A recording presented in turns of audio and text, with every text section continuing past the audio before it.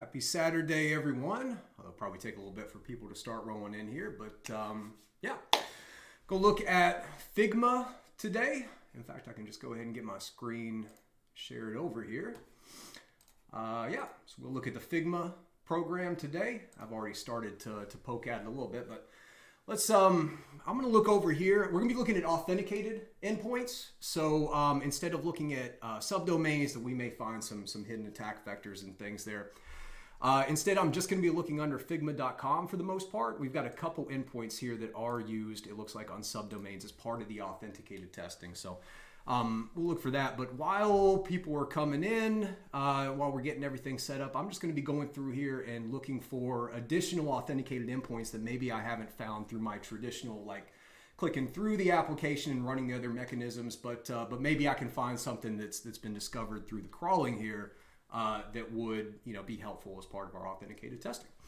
So work on that for a little bit. We do have a huge API here. This looks like it looks like this application Figma was developed with the concept of API first. And so what that means is all data manipulations are done through an API endpoint like this. So I don't know that for sure. There may be some that are hey, but how's it going? How's it going? Appreciate you joining here. Yeah, you're the first one on here. So yeah, that's what this looks like to me. It looks like it was API first, right? So any version of CRUD, create, read, update, and delete, it looks like are all done through this API here, although there may be some exceptions. So the way that I do this, if I want to expand my attack surface, I've already been clicking around through everything. I've already run some basic crawling. I've already done discover content, right? So stuff that I talk about in all my other videos. So what I'm going to do here is look at these grayed out areas and just click through and see if anything looks interesting. And all you have to do, it's not a great look with the UI over here. Let me get this sorted out. But I'll spend a little time just clicking, opening this up now that I've got a session. And we will click through and see where this takes us. So these look like unauthenticated routes here, not a ton going on with this. I want to stay away from the API for right now because I'm just trying to find additional functionality that I haven't found within the authenticated routes, right? So this looks like an unauthenticated route. This is much more client side. We're just, yeah, they got all this fancy waypoint stuff and everything. So, and keep in mind, Figma is, for anybody that's not familiar, Figma is an application that allows, it makes it easier to do front-end development, to collaborate on front-end development. It's really for like designers, UX, UI designers, as well as front-end developers. But you have these like boards that you can, share design sprints on and right. So that's kind of the data that we're going for here. We're trying to get access, like within the authenticated instance of the application, you're going to have multiple different users that have access to multiple different projects within there. And those projects are, whiteboards or design boards and everything that we can look at that will be collaboration tools for these UX and UI designers to start building out what the new versions of these applications or the improvements of other applications will look like, right? What kind of wireframes and everything. But there's a lot of detail that's in there. So me as an attacker, that's the most interesting I guess the crown jewel that I want to go after, right, is if I'm able to, even within a single instance, authenticated instance, if I'm able to get in there and access information about a project that I'm not working on, right, a lot of those can be very secretive within an organization. Imagine it's like a government entity or government entity, probably you wouldn't use Figma, but right, like a banking or anything where getting insight into the new features of an application that are being developed before you should have access to that can be a major security breach for an organization. So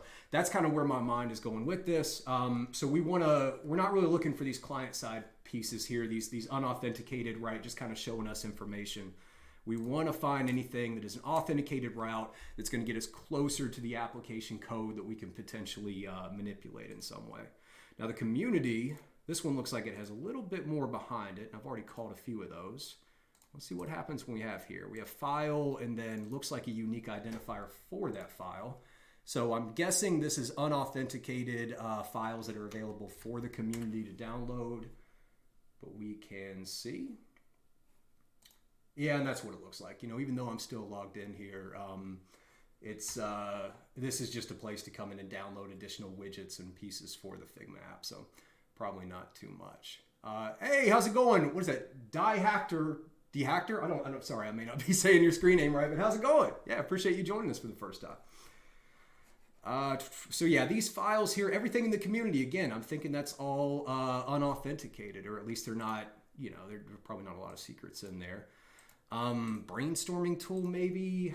A lot of these still feel like they're just telling you about things that you can do within the application. This is an interesting side effect. I always look at when I'm looking into an application like this, where you can log in, where you have authenticated testing. I always want to see where their marketing page is too, right? Because every SaaS company that has a web application like this, they've got to have some type of a marketing page to tell everybody, you know, everything that's going on, right? And, you know, so for us, for Flowcast, we've got flowcast.app as our application, and then flowcast.com is our WordPress marketing site that's hosting the third party and stuff. So very, very different attack vectors there for our bug bounty program. In fact, the .com is not even in scope right now because it's just not, it's managed by a third party. We don't even do anything with it. Figma, on the other hand, you see they're sharing their core application with all these marketing pages as well. So it becomes a little bit more complex for us as an attacker to come through. We have to root through all of these pages here that are just designed to display generic public information, and we need to find the endpoints that are much more valuable to us. And by the way, as I'm going through this, I always say if there's anything you want to see, any questions you have, please let me know in the chat. I'm happy to demonstrate any specific attacks. Anything like that at all. Fiddler works better locally. Yeah, Fiddler is definitely a good option as well. Haven't done a ton with it. Haven't done a ton of work with it here. Let's see. Let's keep clicking through. I have seen this before, and this is kind of interesting. They've got, it looks like different language versions of it. Hey, thank you so much for the follow. Thank you so much. I always love that picture of Tank. There's a few of these. I've seen these before, right? So if you come and copy this, I think it just opens up a different language version of the application. But definitely, the directories under here are weird, right? Because it seems to replicate the entire application, but I don't think that's what's happening. No, and see, it's redirecting us back to the same thing, though. So something like this, when it seems like there's this whole other hidden application here, but they are a lot of familiar endpoints, typically this comes from downloading a sitemap file. I bet we'll find that here that has like the different language versions.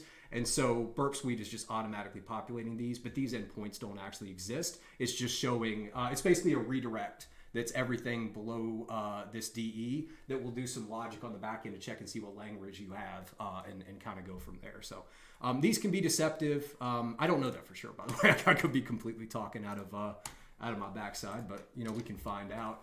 I'm guessing that this is going to redirect as well. Well, then again, maybe not. Maybe these are all the... See, this is why you test before you start talking. Is it all of them that are like this, or is it just the client-side ones that are... Yeah, well, here's a whole blog. So there is... These are all unauthenticated pages, I believe. So maybe that's it. Maybe what we're picking up here, it almost feels like there's a WordPress site that's like embedded into this. I don't think so, though, but that's what it feels like to me, at least kind of the design and this directory structure. And you know what? Let's go ahead and start getting, let's not do it for this, but let's come back over to the actual Figma application. And let's go ahead. This should get me back to the main page. I want to go ahead and start taking some notes here, figuring out like what the tech stack is and everything, because I don't want to get. I have a feeling that when we go to the application, the tech stack is going to be very different than those other marketing pages, but maybe not. Maybe not. There's a lot more unification between those two than I would typically see. So let me get my notes up here, and we'll go.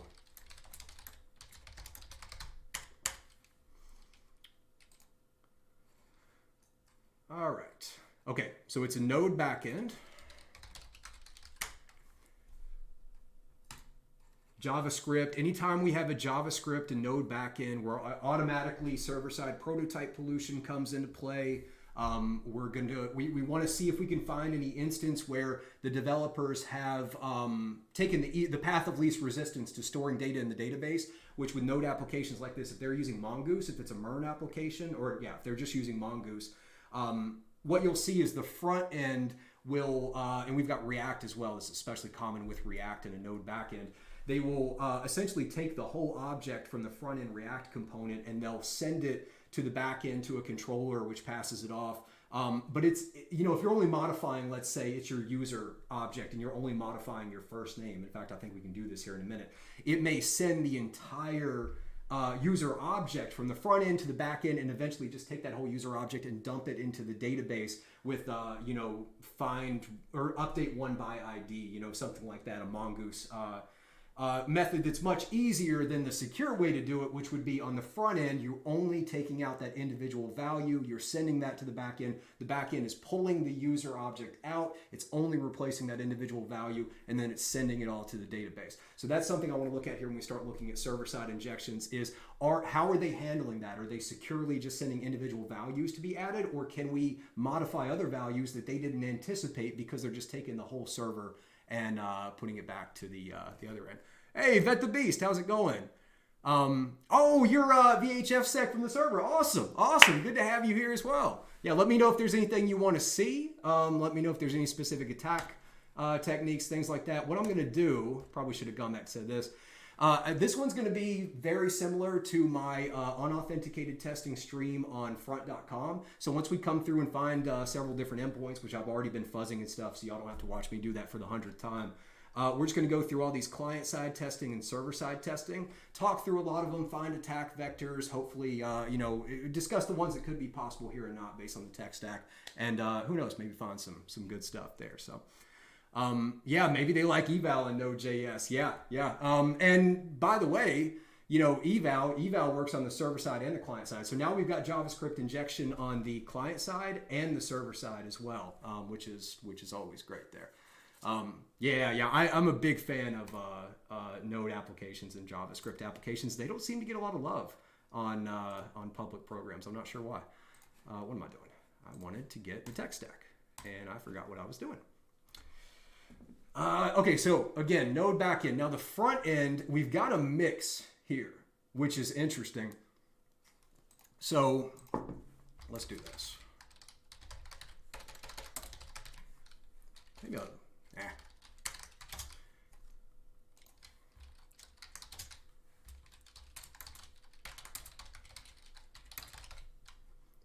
Okay, so on the front end, we've got Emotion is not one of the major ones. Even Vue is kind of going to be a helper, but React and Next.js they're both very powerful frameworks that have some implications to us. Next.js, it actually opens up some opportunities for routing.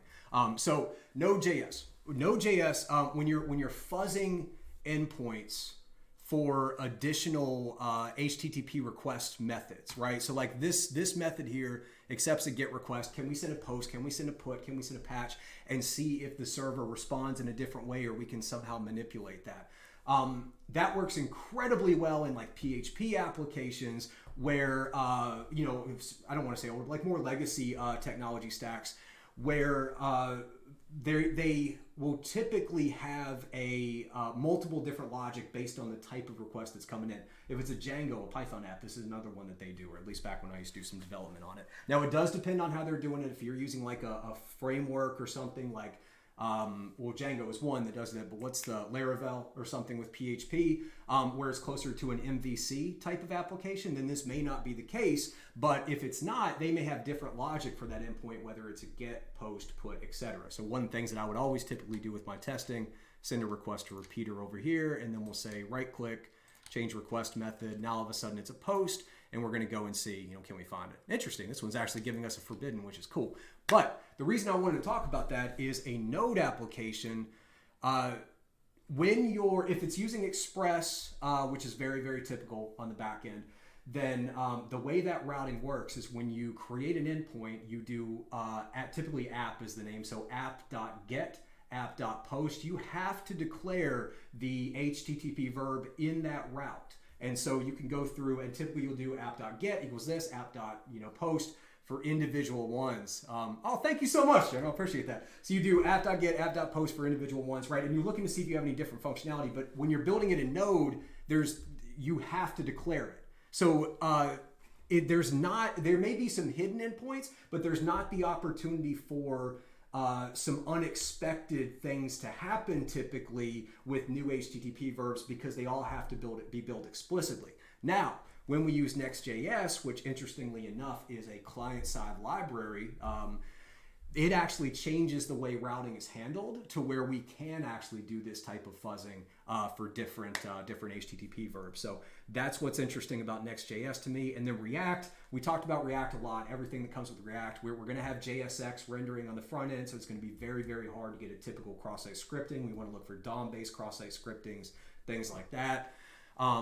Yeah, just everything that comes with React and the security components within it. Okay, so we've got that. React. What else do we have? We are in AWS most likely. Yep, so we've got, thank you so much for the follow. Thank you. We've got infrastructure, right? We're in AWS. Looks like it's using an ALB, which is an application load balancer. That's not the right icon. Yeah, which is an application load balancer. So all that does is sits in front of the application itself and determines based on your initial request where that should be routed. That can be based on endpoint. It can be based on a lot of different things. It's not like .NET. Hey, thanks so much for the follow. Nightshade Music. I love the screen name. Different than like a .NET application or the Windows servers, ISS. I always get those mixed up with IIS and ISS. But anyway, where you can do a lot of subdomain fuzzing on the host header because they have a very like standard way that they handle requests. And AWS ALB is much more adaptable. Yeah, Nightshade, I'm glad you were able to come too. What else do we have? We had a CloudFront on the top. And that's probably going to be our WAF. It's either going to be a CloudFront WAF or we're going to have an AWS, like a generic AWS WAF. And probably a mix between the two now that I say it. And then S3, right? S3 buckets, so we can do all the testing there. But we can assume that the vast majority of the data is going to be stored on this S3 bucket. And when we get into server-side testing, let me take this off for a second. So you'll let me take it off? Yes, you are. Okay.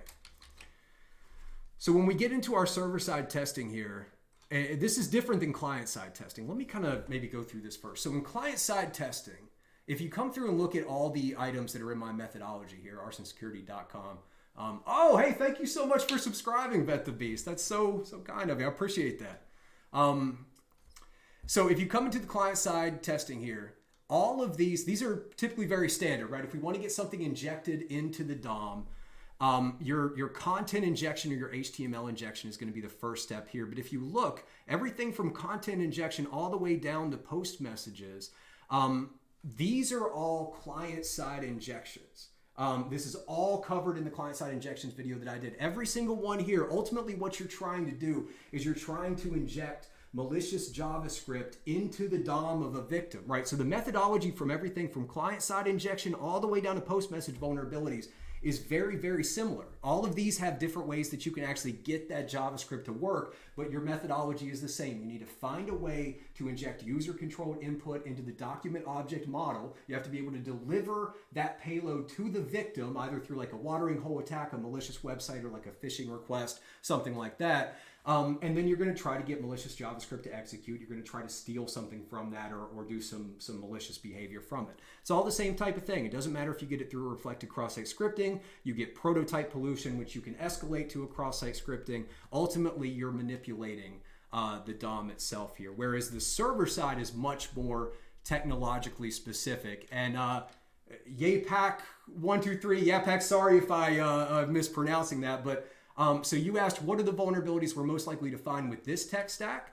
So anything client side here is that's kind of wide open to every application. Now there's some that make it easier than others. So like with React, it's going to be very difficult to get like typical cross-site scripting and things with React.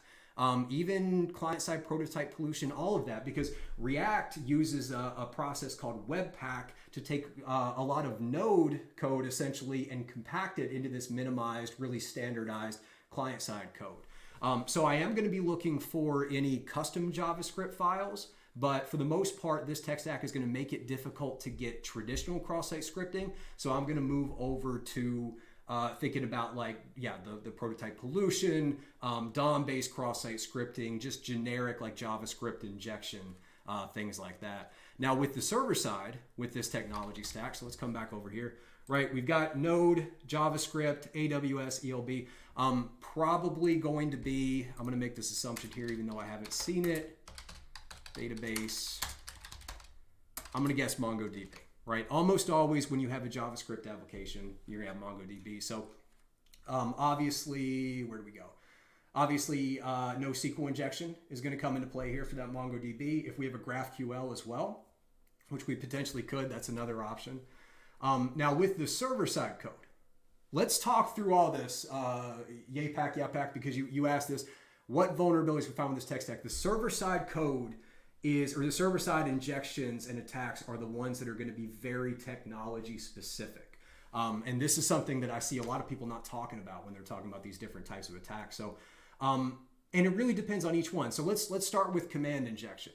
So command injection, what we're trying to do is we're trying to inject a payload from user controlled input in our HTTP request that's going to be taken by the server and appended to a string that's later passed to an underlying server that's going to run that as a Linux command, right? So if we want to get it, that's where you're trying to get you can use wget or curl to try to make a request to see there. You're typically going to use like a touch command to try and prove that you've been there, right? You'll create a file on there, but that's ultimately remote code execution on the server that's hosting the application.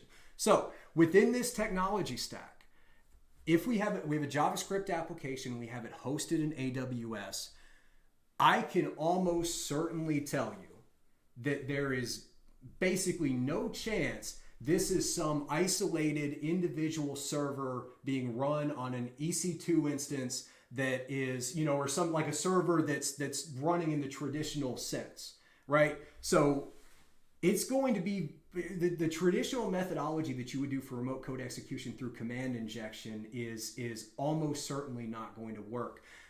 What the application is going to look like instead is it's going to be thousands of microservices, which are these tiny little blocks of JavaScript code. Typically they're, they should really fit in like one page of your browser. As I know some people that like to advocate for that, but and they're going to run on either like an ECS, which is that's kind of like a Kubernetes implementation within AWS, right? So they're going to be spinning up these individual services on these Docker containers or really, really stripped down, simplified Linux versions, and they're only going to run as long as that function needs to complete. This is especially if it's an AWS Lambda, right? That's function as a service. That means it just spins up, runs, stops. Most of those just take a couple seconds, if not a couple minutes, right? So just coming back, we're still talking about command injection here, just talking about the command injection vulnerability. Considering this technology stack, considering how this is most likely distributed, it's sitting in front of an ALB. I would be shocked, first of all, if there's anywhere within the code that actually did this, that would actually take a string and pass it to the server itself. That's something that would be needed it's honestly like an older thing to do. It's something that if you have a very, not a very powerful web application, and so you need to do something that's just simply easier on the server itself, or you've got like some type of command line tool running on the server that you need to leverage, that would be the use case for it. So that's the type of attack vectors that I would be looking for. But it's almost definitely not going to happen. And even if we can get that remote code execution and get access to that, if it's in a Lambda or an ECS cluster, it's the moment that ECS cluster spins down, or the moment that especially the Lambda is done running, it's gone, right? So it doesn't work the way that a static server would typically work. It doesn't have the same file structure, doesn't have everything. So being able to inject something like that is not going to be that impactful, right? If you can even find anywhere at all. So I'm already starting to rule out things like that. I'm ruling out command injection. I'm ruling out insecure deserialization for this tech stack, because deserialization is not a very common process within Node applications, because JSON is actually quite easy to deal with. It serializes and deserializes very, very easily.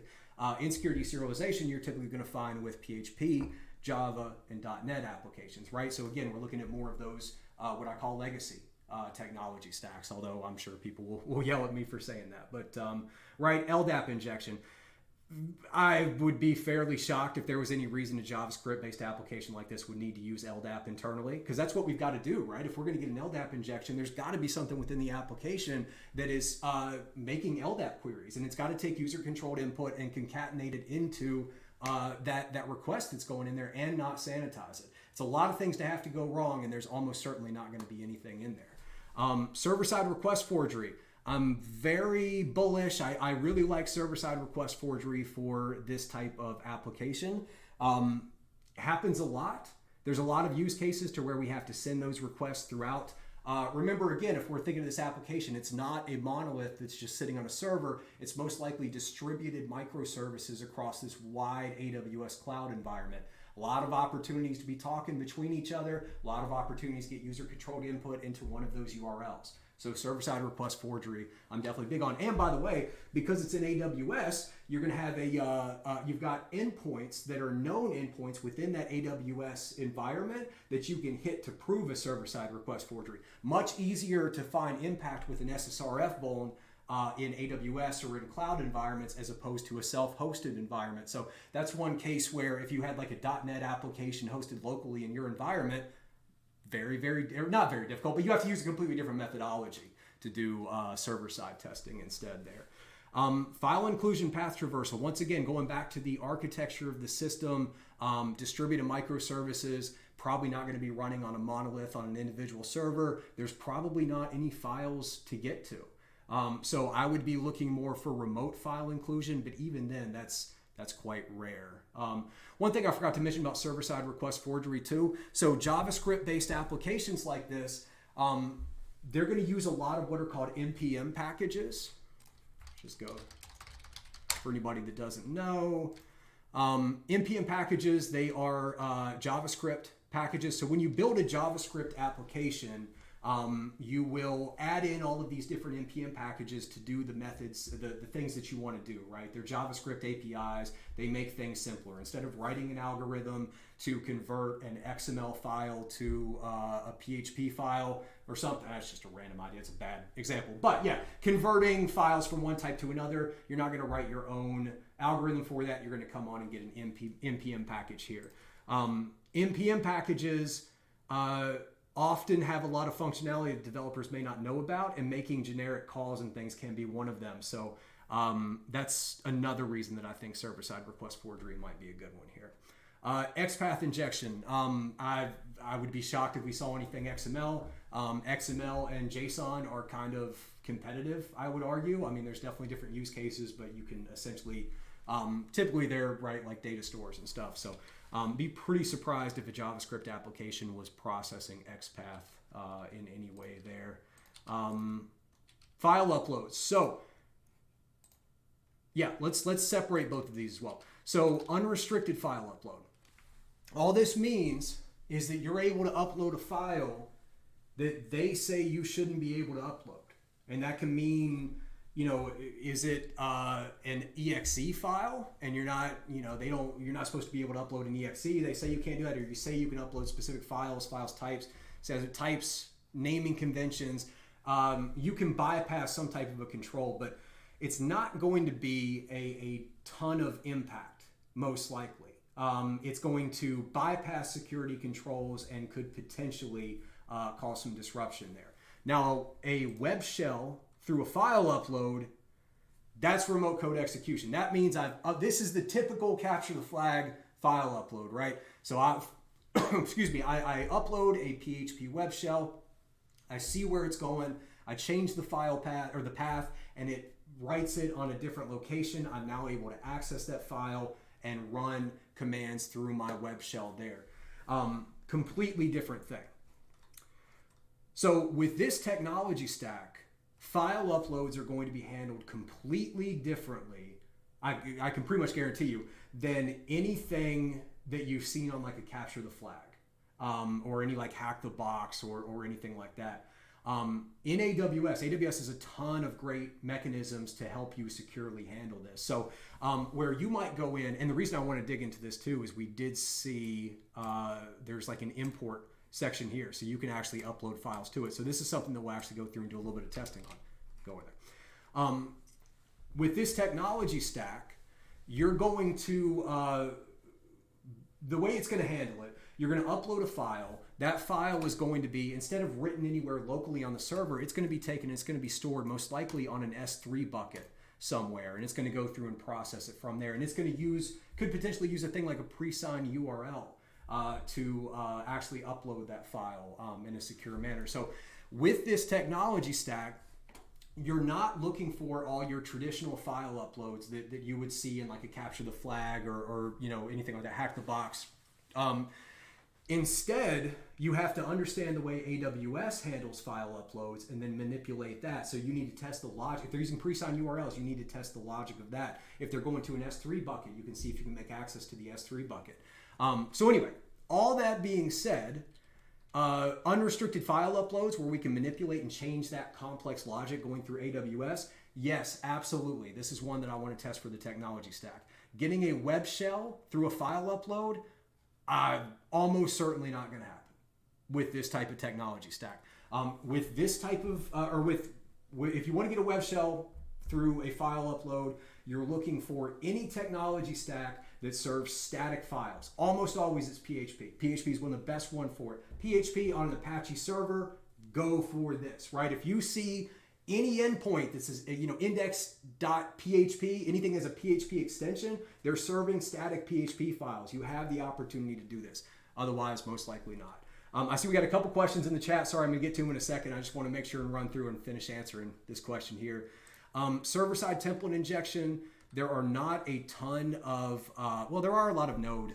I shouldn't say there's not a ton. There are now. There are templating engines for Node. Some of them are certainly vulnerable to server-side template injection. I haven't seen anything in Wappalizer to tell me that they have that, but it all depends on that. Server-side template injection, you have to look, are they using a templating engine? Most of those you can see from Wappalizer from the client side because the templates are being rendered in the client side. Some you can't, but that is what it is. And then if it is running a templating engine as opposed to populating the DOM in a different way, then what is it? Does it have the known vulnerabilities? Can you get in there and actually manipulate it? I mentioned before, probably not a lot of processing for XML in a JavaScript application. And then WebSocket injection, I already know that this has a WebSocket, so we are certainly going to be testing this, but that's, again, binary. Does it have a WebSocket or not? If it does, you're just doing all your safe server-side injections. You're just doing it through a WebSocket. Let me take a little breath there for a second. All right, so let me scroll back up here. Okay, so Yapak, if you have any other questions about this or anybody else does, let me know. I'm happy to expand, but hopefully that gives you an idea of where my mind is going with this technology stack. So let me get these here, and I'll scroll down. Azeroth, appreciate you coming in. Thank you so much. I appreciate the comment there. Yeah, thank you. And then we got Exalted Madcap said, sorry to bother you. Oh, that's a chat type thing. So, okay, cool. Thank you. Yeah, exactly. Yeah, please don't click on any links or anything there. We got people hopping in and send stuff. Okay, cool. Well, then I don't have a lot more in the chat. So yeah, more than happy to expand on any of that. We're certainly going to go through and look or try to find attack vectors for all of these in just a second. But that's where my mind is going. All right, let's come back in here. And where is I'm going to minimize this. And let's go ahead and just see. I think I have uploaded something. I need like a valid PDF, like a test PDF or something. Can I just find like a test PDF? Yeah, sure. That'll work. Just need to download that. That's fine. All right, let's see if we can upload this. So this mechanism,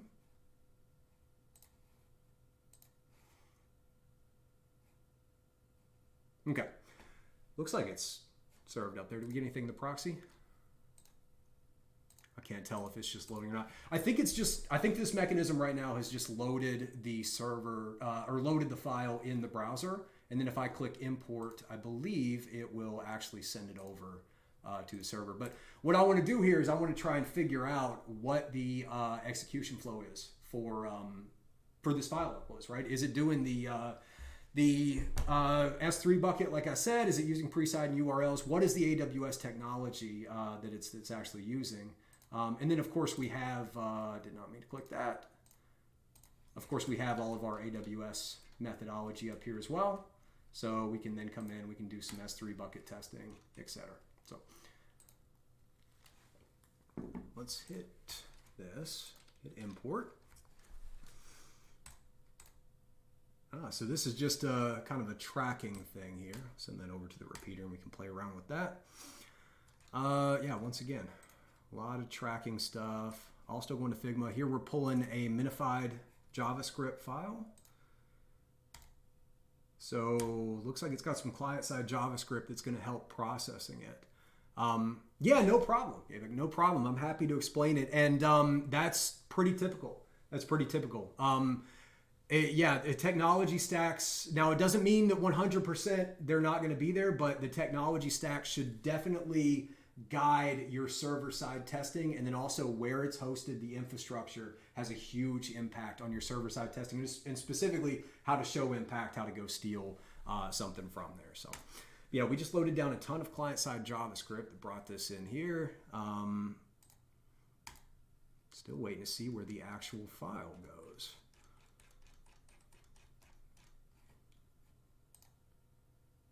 Here we've established, so now we've got our WebSocket working. We've established, or at least it sent a ping there. The data from this file has to be coming through eventually, I would think.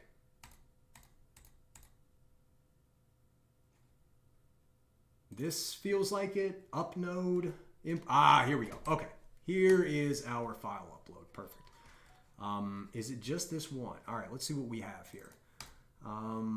We've got some JSON data first as part of this.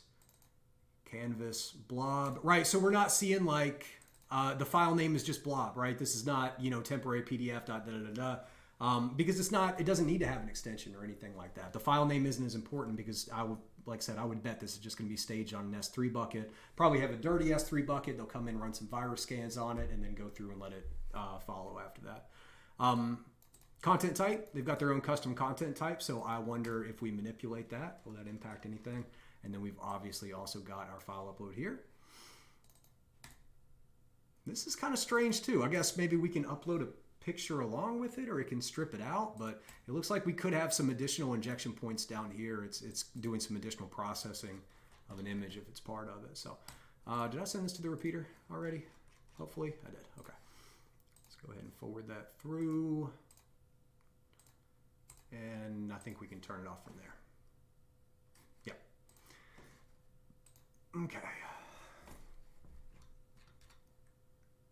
And here's our file. Look at all these other ones here. I'm going to delete. How many of these exist? I think my crawler may have done this on accident. That's okay.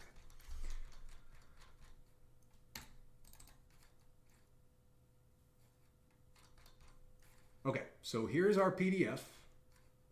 If we send this again, does it allow us to just keep sending these? And then if so, did that untitled just pop up when I sent that? It did. So these are just popping up as untitled. Do we need to refresh and then it'll say? Yeah. Okay, so what this means to me is that we can send this request by itself. There's not a complex execution flow to try and send this. Everything is happening on the back end here. So, but this is already our first great attack vector. So what I'm going to do is come over here and let's start. So I'm going to do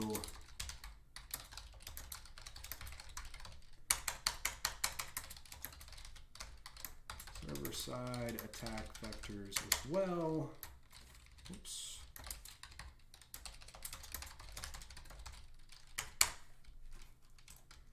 And we're going to come over here and copy this URL, drop that. I'm going to double click on this, and I'm going to write file upload just so that I know. Perfect. So do you smell blood? I mean, Who knows? Who knows? This is actually, hi, thank you so much for the follow. Oh gosh, I'm so bad at reading these names. Oh, and now it's gone. Georgia B93. Anyway, thank you so much. Thanks so much. If you want to tell me how to pronounce it, I'll certainly do that.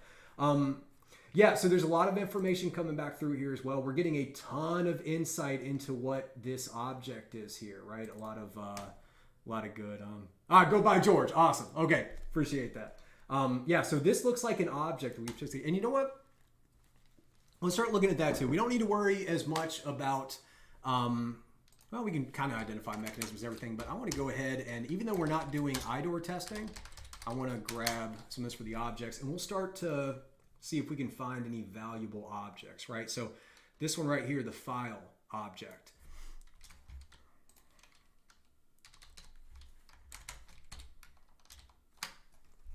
We'll save that for right now, right? Because especially if it's using MongoDB on the back end, which by the way, let me go just check one more time and see.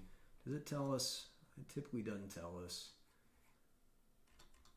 No, it's not going to say anything. Okay, but if it's using MongoDB on the back end, then what it's doing, MongoDB, it's a non-relational database. So instead of having the tables that are all tied to each other with primary keys and things like that, you have individual objects, individual documents that are put into collections, right? So this is, you would have a file collection, and on the back end, Mongo would have several different objects like this that are populated, and there's a model for this, right? So it knows there needs to be a creator ID that is this type of value. This looks like is that an epoch time? It looks too long to be an epoch time. I don't know, maybe they're just doing I don't know, like a number conversion to that. What do you call it? Octal? Is that what you call it when you do that? I don't know. Anyway, updated that. This is a standard thing. It's going to be a date time, right? We've got our key, which is going to be a recognizable unique string. So there's a model that shows exactly what key value pairs are going to be in here, and this is the data that we're trying to access, that we're trying to manipulate in some way as an attacker. So we need to understand what objects are in the back end so that we can understand how to manipulate them. You know, we may find something later where, as part of the file upload, this key is used to identify that file itself. In fact, looking at the file structure, I think it is. So can we potentially leak the key of other files? And then if so, can we find another mechanism that allows us to access files we shouldn't be able to access? Now all of a sudden we're getting to that data I was talking about in the beginning. We're able to access the Figma boards and the design data of new application, new features of the application that are coming out that we shouldn't even know about. These could be top secret things that are going on. Although, you know, probably not a great idea to use an online collaboration tool for some top secret work, but that's a whole different conversation. Would it not be something like DynamoDB if it's AWS? It certainly could be, Nightshade, but DynamoDB is typically used as more of a lightweight version of Mongo. Now, I know there's a lot of applications that do that. They certainly may be going that direction, but in my experience, usually there's going to be a Mongo connection on the back end as opposed to Dynamo. But it's certainly within play. And if it is, Dynamo is also a non-relational database. So most of what we would do would be very similar. The primary difference would be if we're testing for database injections, we would use a different syntax for that. But everything else would be about the same. Okay, so we've got one of our objects here. We got a file object, which, remember, these file objects are super, super valuable. They've got our sensitive data in it. Now, not here. We can't actually see the sensitive data because the sensitive data is being rendered somewhere. But maybe we can get access to it through here. You know, maybe we could change this key in something that we control, which would later be put over here, which would allow us to access a different file. Anyway, I'm just kind of going off on where my mind is going with it. So, file object, first one's interesting. And our file upload attack vector is right there. Okay, let's keep looking. And actually, you know what? Before we do it, let's take a look for client-side injections as well. Let's see if we can find some attack vectors for that. I did go through initially and run some scans just looking for reflected. If you haven't seen my client-side injections video, I go through there and build out a custom scan template that just scans for reflected input. That is the first stage of our client-side testing methodology, right? We want to try to find anywhere where user-controlled input is being reflected in the DOM, the document object model. that then we want to escalate it to content injection. That just means we can inject some type of content into it. Typically that's going to be an HTML tag. If it's being rendered in like JSON or something, we can do JSON injection as well. But so let's see if we can find anywhere where we can just write to the DOM in a controlled way, and we can go from there. I was looking through these earlier, and I didn't see a ton of great stuff. This one is fun. It's on a 404 though. Hey, thank you so much for the subscription. Thank you for the gifted subscription. Thank you. That's awesome. I don't think I've had anybody gift a subscription before. That's so nice. Thank you so much. Yeah, so this one's, let's send this. I hate that this is a 404 because I was really, really hoping that that this wouldn't, oh, this is a delete as well. Okay, so, okay, all right, I see what's going on. So we have a delete method that goes to API files. So this is what happens when you delete a file. Very, very simple request. We've got the cookies that are identifying who is actually sending that. And then we've got down here, files, key, one key for every file that's going to be deleted. I don't know what this means, trashed equals true or trashed equals false. But this appended this value right here, and then it came down to the 404. Possibly we could do a database injection here, but what I love about this is not for client-side injection, gosh, I can't talk. I actually love this for server-side prototype pollution and NoSQL injection. And the reason for that is our user-controlled input is being reflected in the key of a value over here. So, and they're not doing a lot of sanitizing, right? So let's come up here. I'm going to do SSPP for server-side prototype pollution because I think that's the most likely. But can I get this to come over and say, you know, underscore proto, right? And then can we expand that out to potentially get a server-side prototype pollution to poison something on the back end? We don't know what yet, but we would have to figure it out. So I'm going to copy this, and we'll come down here to server-side prototype pollution, and I will add that. And so we're starting to get an idea of our attack vectors, although I didn't expect to find a server-side attack when I was looking for client sides, but that's okay. I had a few up here first. Oh, that's right, just here if I wanted to grab this. That's okay. Let's just look for attack vectors, server client side attack vectors. All right, what do we got here? Once again, same thing. Is this the same request? It is. Okay, so different finding on the same endpoint. Too easy there. What about this one? So now we're going into a key. We're not seeing, what's the content type? I'm sure this is JSON. Hey, newbie, thanks so much for the follow. Appreciate that. Where's the content type?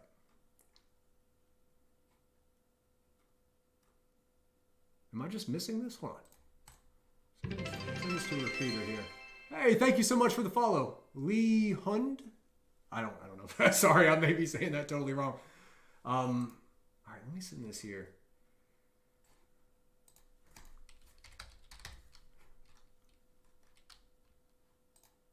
Am I wrong about this? I don't see the content type. Oh, it's all the way at the top. Good grief. I'm out of my mind. Yeah, thank you. Yeah, you're definitely ahead of me there. I'm like, I'm seeing all these other ones. It's got to be there. They shoved it right up there at the top. Okay, so if it didn't have a content type, we might have actually had a cross-site scripting right there, and then I would have told one of y'all to go and submit it real quick. But okay, so that one's good there. Get rid of it. Let's see. I don't think there's much else here, right? We've got the basic responses. This is coming from that's the request, and then the response coming down here. So yeah, I mean, we can try and do. Hey, Perp Dog, thank you so much for the follow. Appreciate that. Let me send this to a repeater here. This one. Send this again, and where is our arson payload coming back? Right there. I don't think this is going to be a client-side injection, but I think we could have the ability to do a stored cross-site scripting here. And by the way, some people are probably going to yell at me about saying this is a server-side exploit because the exploit does execute on the client side. But for me, if anything is being stored on the server side or is really processing through server side code, I consider it a server side attack. So, you're welcome to disagree with me on that, but in my mind, it just makes sense with my methodology.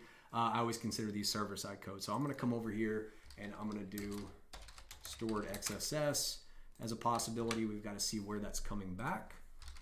I'll just put it right in here. And actually, you know what? This could also be blind, right? But that's really the same thing with database injections. That's going to be the same for anywhere that we believe something's being written to the database. So for a stored or blind cross-site scripting, when you're looking for attack vectors, you're looking for user-controlled input. So in this case, it's our name. This being stored there that would later be taken back and rendered in the DOM somewhere. So I'm hoping that this value will later be, set somewhere where we can find it and possibly not be sanitized. But with, let's come back over here. My methodology.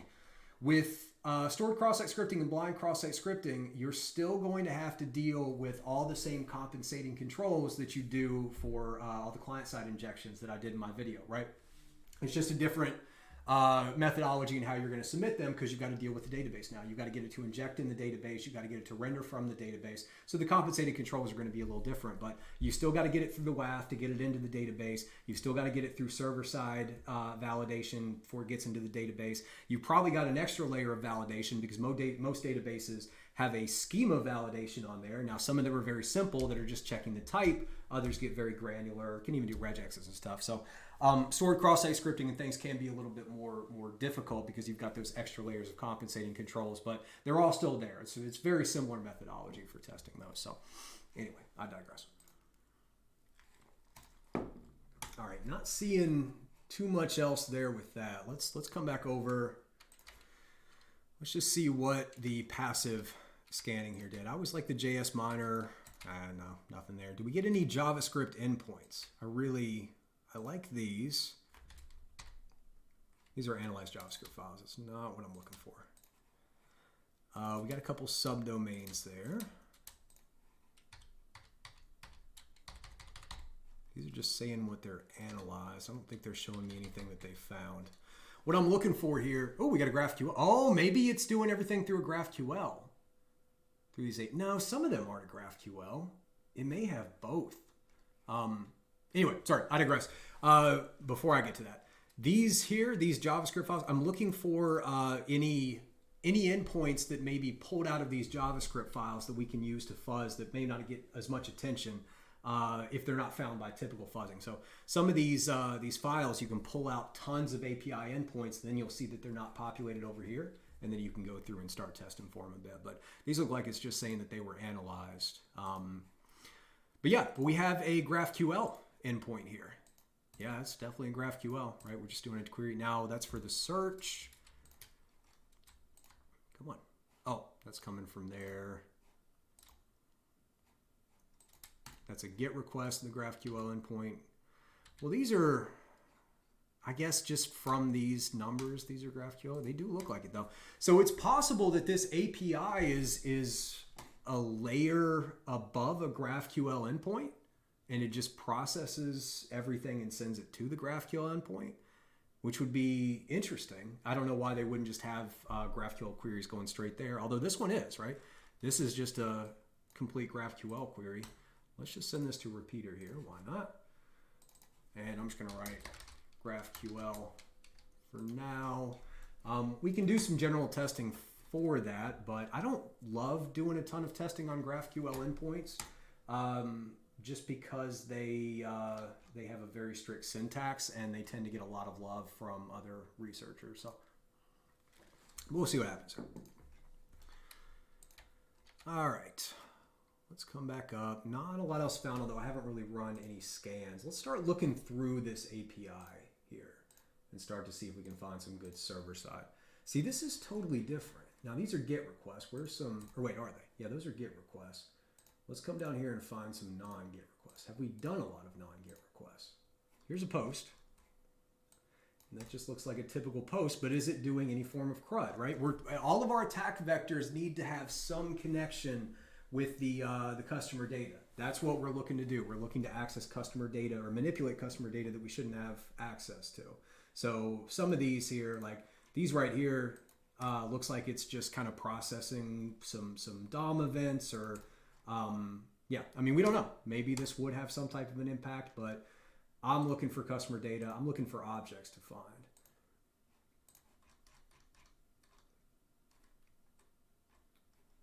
Yeah, see, here's more of, and this is not, yeah, so some of these may be going through GraphQL. They could have a layer in front of a GraphQL, but I'm really thinking that there's multiple different databases here that are being used. All right, let me switch out of burp here. And here's the file. So we've identified the file's objects, and maybe that's what we need to do is go through and start identifying some more objects. I think that's what I want to know. Because we want to know what data we're trying to access, we're trying to manipulate. Let's start with the user. I'm sure, yeah, we get, so this is the basic getting your user object most likely. And yeah, here's the whole user object. So what all does it return? We've got our ID, which looks like an object ID. Oh no, it's not an object ID. It's not. So yeah, I'm thinking less and less that it's Mongo. Who knows? Maybe it's Dynamo and GraphQL. Who was it that said GraphQL? Whoever said that, you could be right. You definitely could be right. Yeah, lots of good information here. So I'll tell you what. Let's start poking at the user object. I have a love-hate relationship with these user objects and doing testing on them because they are the ones that are most targeted by other researchers, but they're also typically the most juicy, right? Hey, thanks so much for the follow. Tafioka, thank you. Please correct me if I'm saying that wrong. The user object is the one that everybody gravitates to. You know, it's got your username, it's got your password hash, it's got your, you know, if you can manipulate it in any way, you can have a huge impact, right? Let's send this over here, go to repeater, grab that.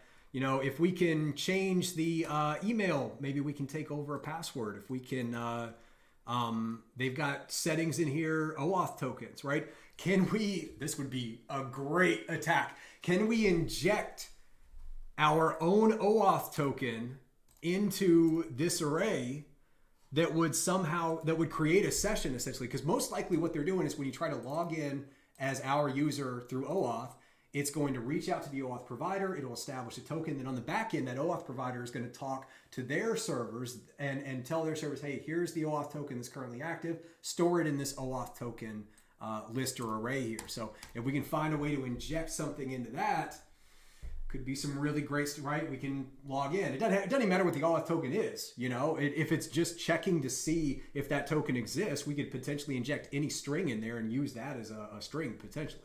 All depends on how the server's configured, though. That'd be a pretty bad implementation. Dev tokens. I don't know what this is. Given the nature of the Figma application, this is probably something that is just used through their application, right? Because it is a development tool. It allows for collaboration between different developers. But I'm also thinking, is this something like hidden where if you have a dev token, you can, can their support team log in with a dev token? You know, or their engineers log into a user account with a dev token to maybe help troubleshoot, stuff like that. I don't know. The fact that it looks the same as the OAuth token is making me a little bit more excited, but I don't really know. We just have to see. Anyway, yeah, right. Tons of good stuff here. Is it SSO only, etc.? So let's see if we can find a way to manipulate this. This is get user, and I'm going to come over here and we'll grab the user object.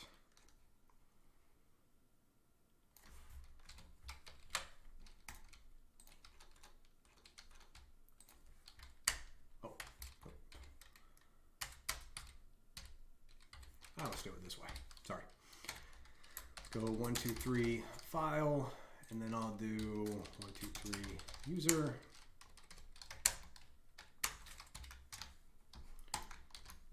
Okay, so we've got 2 objects now. That'll be good to start targeting there. Now let's come back over here with burp. Let's minimize that.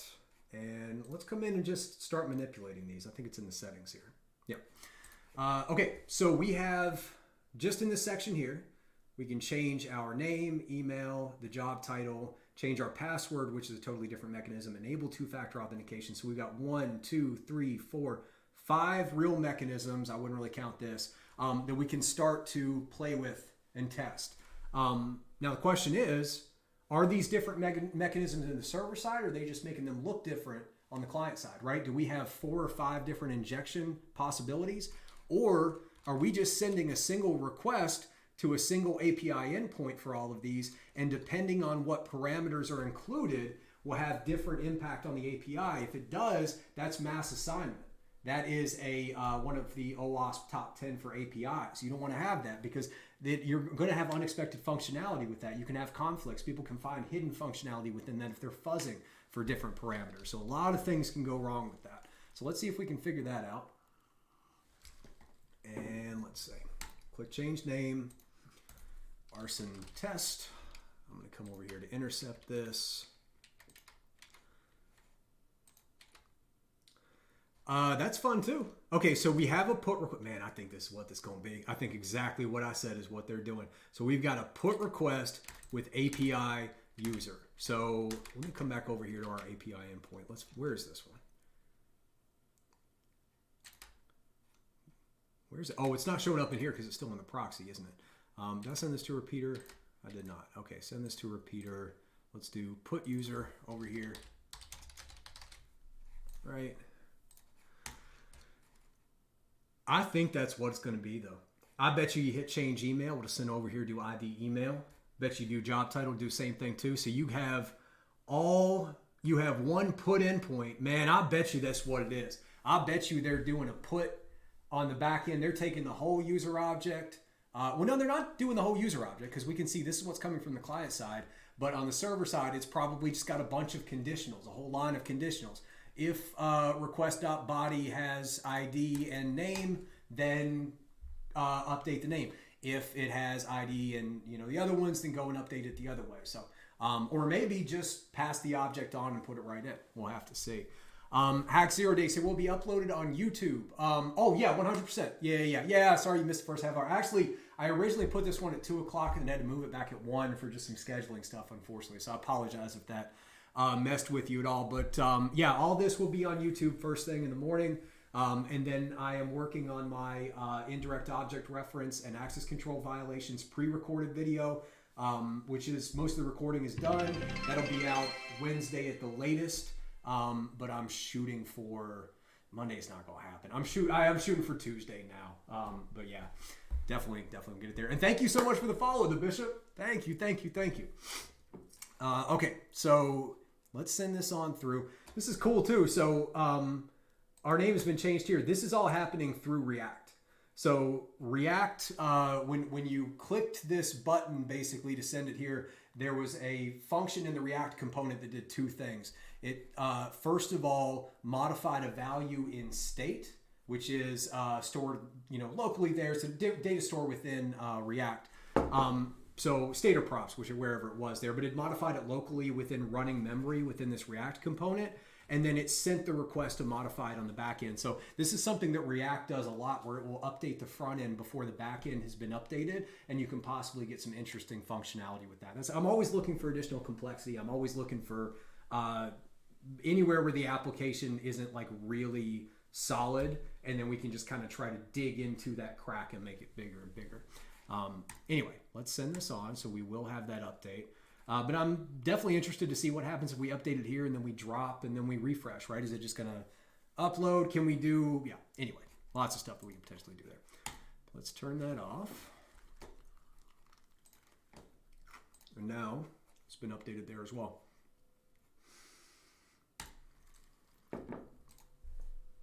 Okay, so that's our put user. Let's come back over and let's do the same thing again. But now let's change our email. So we have to authenticate again before we change our email, but I didn't do that. Does it automatically populate our password? There's no way. Oh, sorry, this is the new email address. So what is this? You got to enter your password, I guess, and then you do the new email over here. So plus email test. I should probably read stuff before I do it. It's amazing how you forget to do the simplest stuff when there's a camera on you. I don't know what it is about it, but I lose 20 IQ points the moment I go live. I don't know why. Okay, so that was sent there. And once again, just as I thought, we have put user. So send this over here again. So exactly what I was hoping to happen is, yep, exactly what I wanted to see, right? So let's come back over here.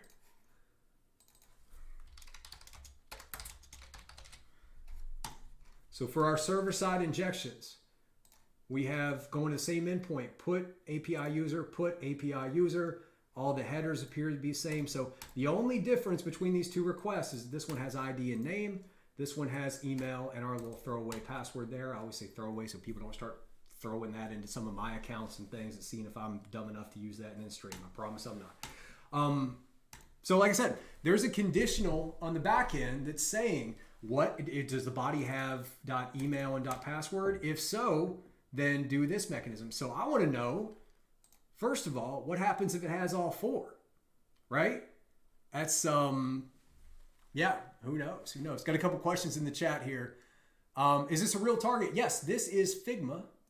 Yeah, and the recording will be uploaded to YouTube as well, just a guy. So, but yeah, this is Figma, right? So Figma, they allow for collaboration for like design, UX and UI design, and collaboration for developers as well, for front-end developers. It is a public program. They've got a very welcoming program here. Not a lot of things that you have to do and don't have to do. Very comfortable with Safe Harbor. I also like to test on these. These are actually a client of ours at Flowcast. We use Figma at Flowcast, so they are a vendor we use. And I always appreciate it when our vendors have bug bounty programs so I can test on them. We have a great relationship with Figma. Strongly recommend them. Very, very great company. Yeah, no problem. Just a guy. No problem at all. Wild Ancestor, thank you so much. I appreciate the first time that we've seen you in here. Thank you so much for the compliment there. Very, very nice of you. I think the database primary key is ID and email. Well, if it's a non-relational database, so if it's a DynamoDB or a MongoDB, then it's actually not going to have a primary key. So they would just have. I believe that all of these that we're seeing here are actually coming from this user object, which would be a collection on the back end there. Now, if it was like using a SQL database or a Postgres database or anything like that, then I would certainly agree that ID and the email are the primary keys that are used to build those relationships between those databases, for sure. Just a guy, you said that, yeah, your friends are UX UI designers and they use it, use Figma. Yeah, and that's the thing. I always recommend testing on tools that you know, that you work with, that you're familiar with, because it helps your motivation too. Like I feel good. I feel like, I'm doing something also, to help my job when I'm coming in and testing, but then I can also make some money as well.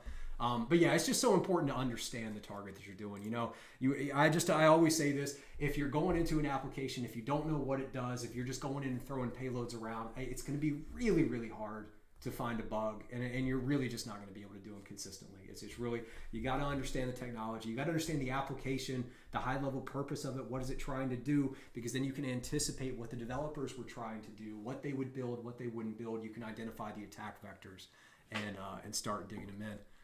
Let me come back over here to the thing. Lehan, you said, but during the put call, the code needs to find that user. Oh, yes, absolutely. I think you're exactly right. I think that it's doing, it's probably got Mongoose on the back end. And I think, again, I'm guessing, but I think you're exactly right that it's doing find one by ID, and it's finding the ID there. And then for here, it's using the email. I think you are 1000% correct about that. Sorry, I misunderstood when you said primary key. But yeah, completely agree there. Let me get down here to the bottom.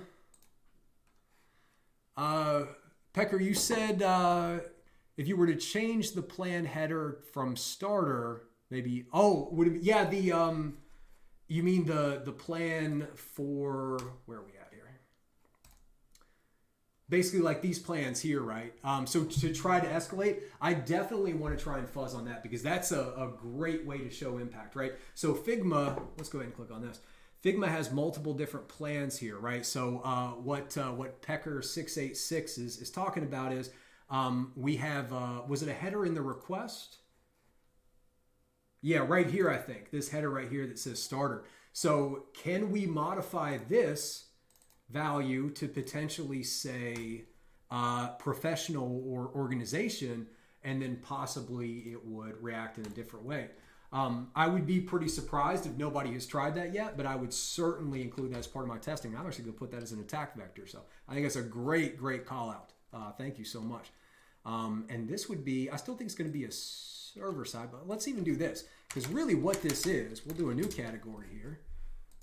Come back over to my methodology. What this really is part of creative testing in the application logic, right? So maybe I need to add a new position on here to say something like, you know, escalate plan or anything. But ultimately, this is kind of the wide open logic testing. IDORs and access controls are included in this, but anything, understand the logic and try and break that execution. So I am going to do that, and let's do this. I'm going to get rid of these temporarily just to make it easier. Oops.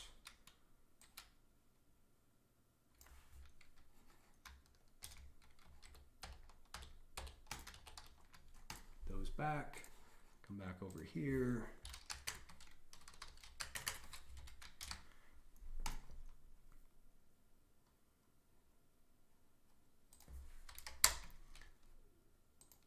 That user ID header is super interesting too.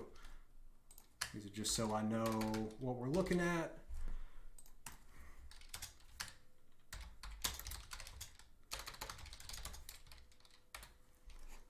What were the names of those again? We had professional or organization.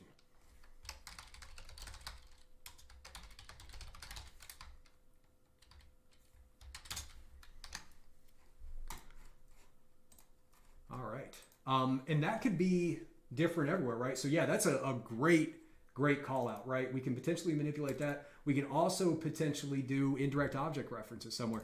Endpoints, every single endpoint may process these differently. We don't know. They could have a middleware in the front of every request that's going to process it and do something from it, and it may not. Let's go ahead and send this here and just see. Looks like it's still good. Yeah, error false. And these are probably just sending emails to me over and over again, but let's actually give this a shot. Maybe the capital is not a good idea. See if we get anything different. I'm going to right click and send this to comparer. We'll send another one. Looks like everything else happens the same way.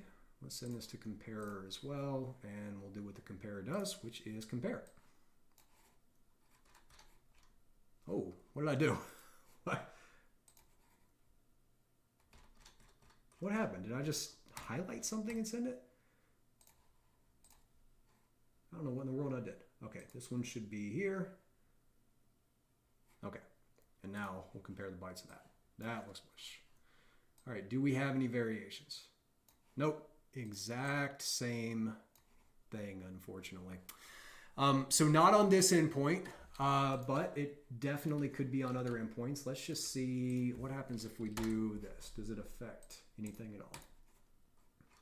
all? So we do, okay.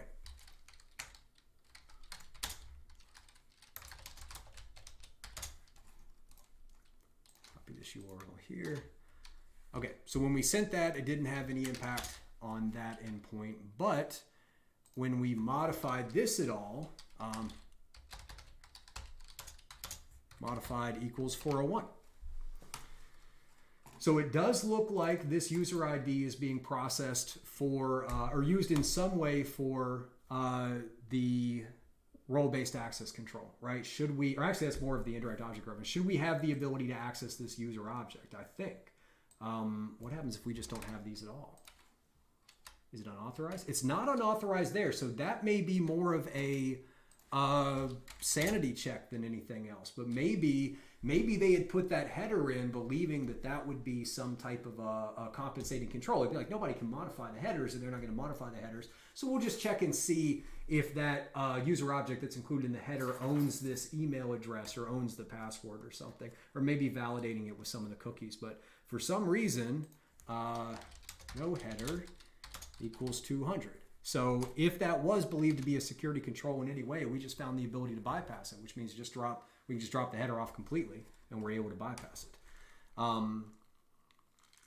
Very cool. Very, very cool. All right, let's keep going because we got other mechanisms here. Are they all still doing the same thing? I do not know. Change my job title. I'm almost certain this is going to be the same endpoint.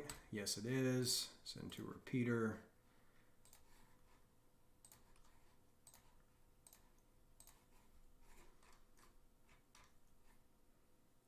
So we have the ID again.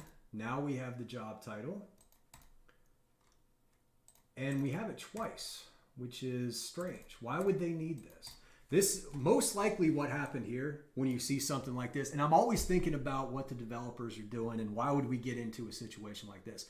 Most likely there's two different microservices or two different pieces of code that are going to be reading this at some point, and they needed, these are probably two different teams that are using these values. So you've got one team that's grabbing request.jobTitle and another one's grabbing request.profile.jobTitle, and they didn't have a lot of cognizance what the other one was doing, and so they may have just gone through and added this in here. Just a guy, just like you said, is probably used in two different places by two different teams that, you'd be shocked at how different two different teams in a development organization can code, the types of patterns and security controls and everything that they can use. So we may even run into a situation where this job title key value pair has certain compensating controls and this profile one has completely different compensating controls. We may end up testing them completely differently. Looks like the code is injecting profile code into the user object. Yeah, it's certainly taking it back. And then here's our larger object here. So let's see if job title, we got profile job title over here. Is there just job title as well? Like, do they have both on this one? No. So yeah, what in the world would be the point of that? Very, well, that is good. We'll come back over here to put user again. We may want to divide those up at some point, but that's totally fine. But we're still going to the exact same endpoint. I'm going to start throwing some things in there. Like, let's throw them all together at the same time, see which one it does, Where are we at? Settings. Change password. Most likely, ask for the existing password. But I don't know if my browser is doing this or not. I don't think I set my browser up to do this, but it must be. There's no way that they're just going in and populating that. Anyway, is this the same? I would imagine this is not the same one. Let's use our alternate throwaway.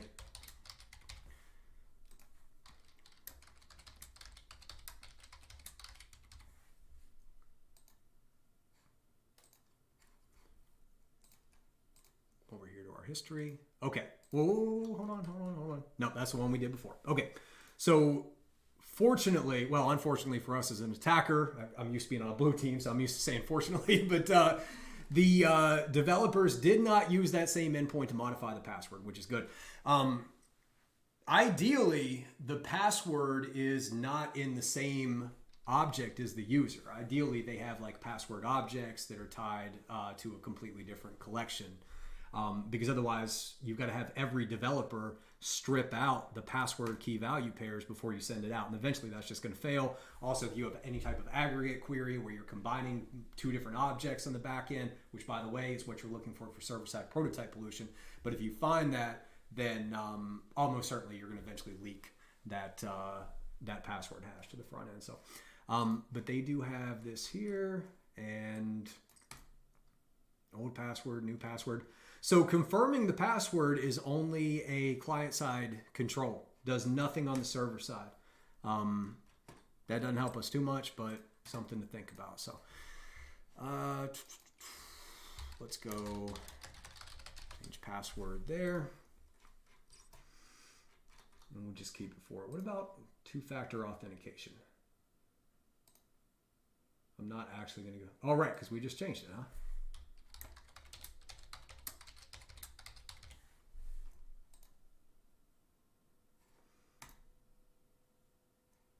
we can use Authenticator apps. So yeah, if I was doing, let's come back over here to my thing. So when we get down to the like authentication and this creative testing here, you know, bypassing like, so two-factor authentication specifically, right? Two-factor and MFA bypass. That's what I would be looking at there. Can we implement it first of all? Can we bypass it? Or can we find a way to add two-factor authentication to another account, but then have us, you know, control where it's going, anything like that, right? Can we manipulate the logic here to have it act in a way that we didn't want it to do? But I'm not going to bother with that right now. What happens if we just click here? We just go in at payment information. Yep. So again, I mean, those are a little bit more difficult to test. We definitely can, but that's fine. So, okay, let's come over here. We've got 3 different put users. I want to play with these a little bit. Let's put them all together.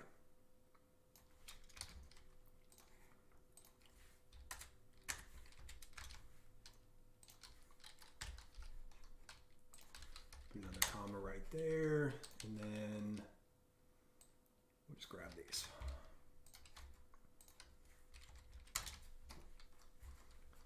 Okay, make sure we've got our commas and everything. So, all right, so this put API user is expecting only these 2 or only these 2 or this. And actually, I probably have to drop out the ID there. So let's see what happens when we send all at once. It's unauthorized. Is it, did I screw something else up? Hold on, let me, also this is not right. Maybe this, I don't think that would cause an unauthorized, but let's do this. Let's come over here. Let's get a fresh one.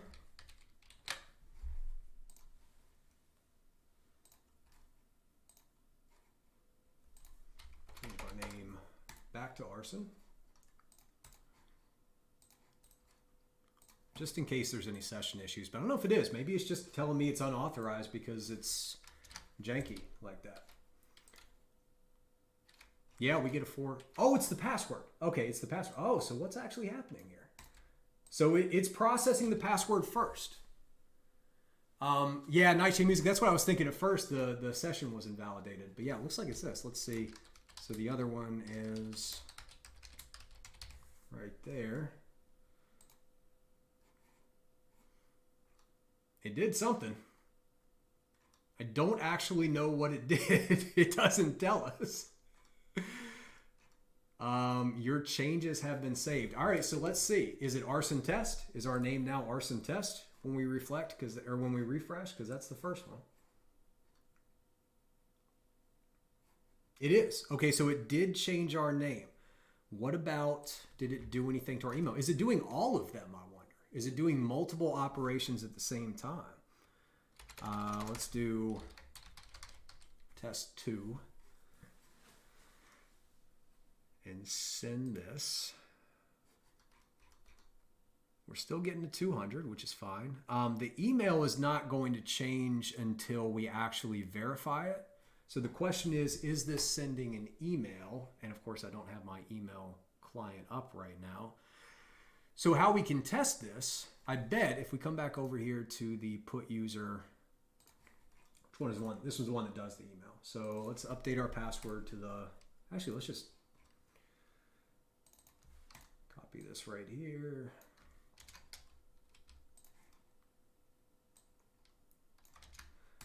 I would imagine that if we send this and it's the same email, well, now we're getting a 401 as well. Is that because of the session? Now I think our session in that one is invalidated.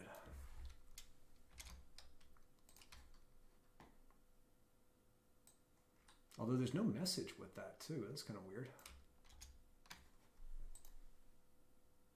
There we go. Okay, so it was just our session there. So I would guess that there's going to be a check when it runs this, sending the new email to see if the email is the same as the old one. So if we come over here and send this, yep, that email is already in use. Okay, so we can come back over here to our custom one. Call this mass assignment because we have an API endpoint with mass assignment here. if we change this to the existing email as well, then it should tell us the same thing. It does. So is it processing multiple things at the same time? So let's see this. If we hit this, can we change the name?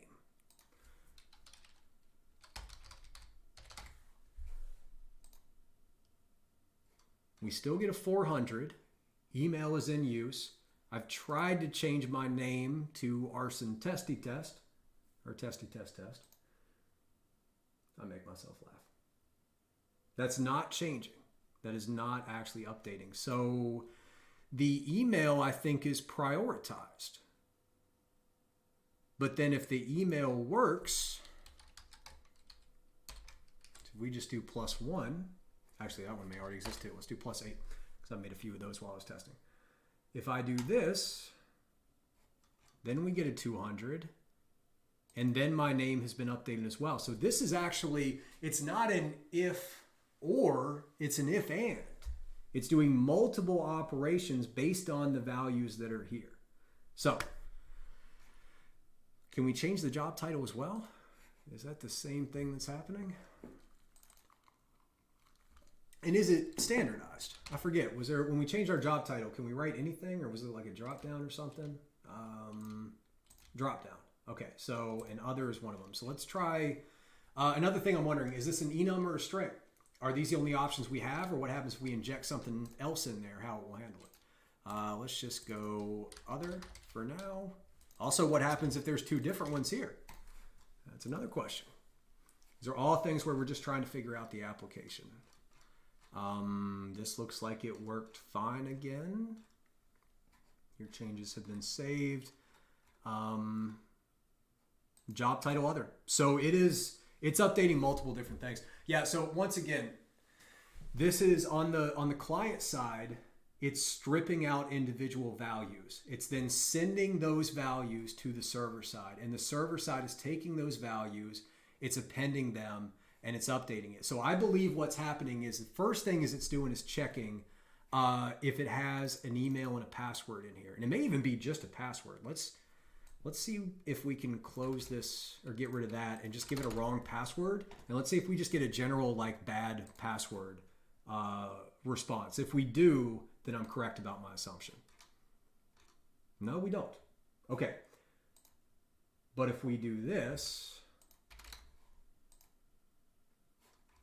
we're getting an incorrect password. But if we remove the email, we no longer get that. Okay, so there must be a conditional. So they've gone back in the back end. There's an endpoint and express app.put equals API user.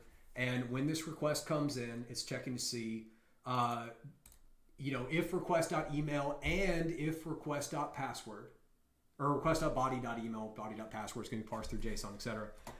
If these exist, then it's going to most likely pass these to a function first that is going to go through and update the email.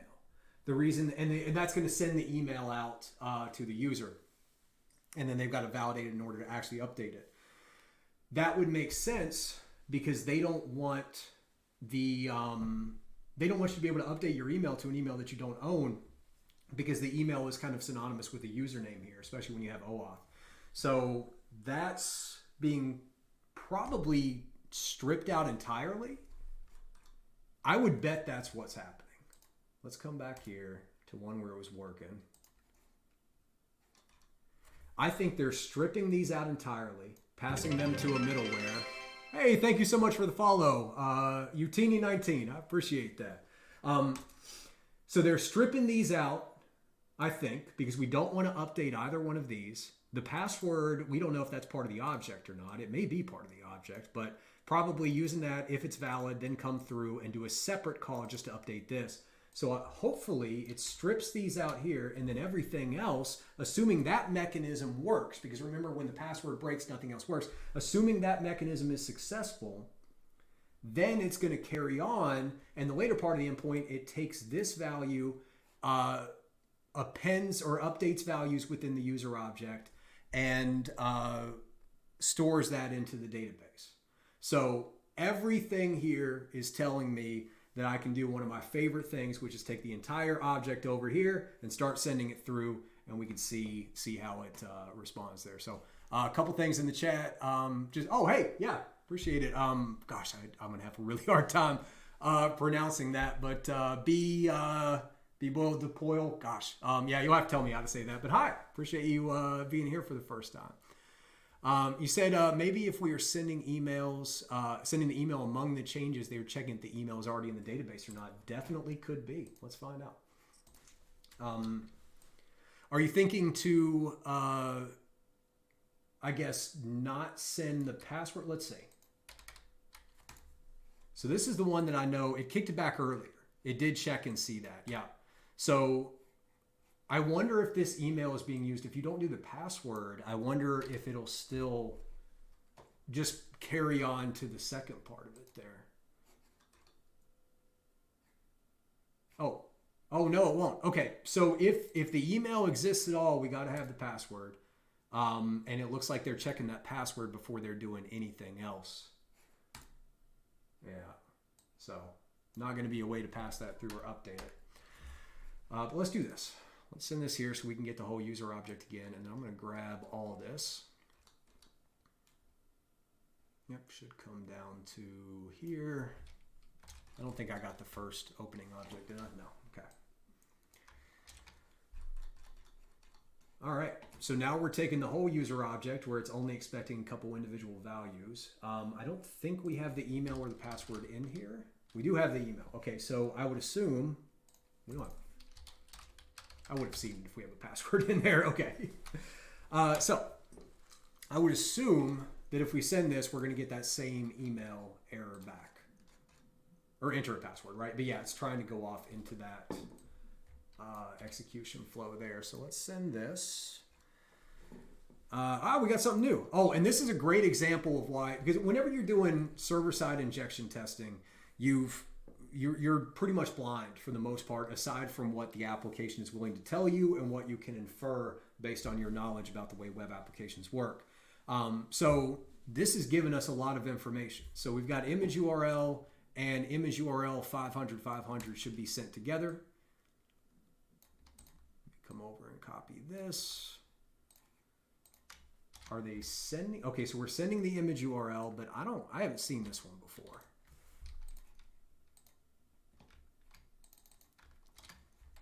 No, they're not sending that. So this email is this error message is telling us exactly what we need to do. I think if we're sending an image URL, we've got to send another key value pair with this. Now, hopefully, if we come in and append this somewhere, where's our image URLs up there at the top?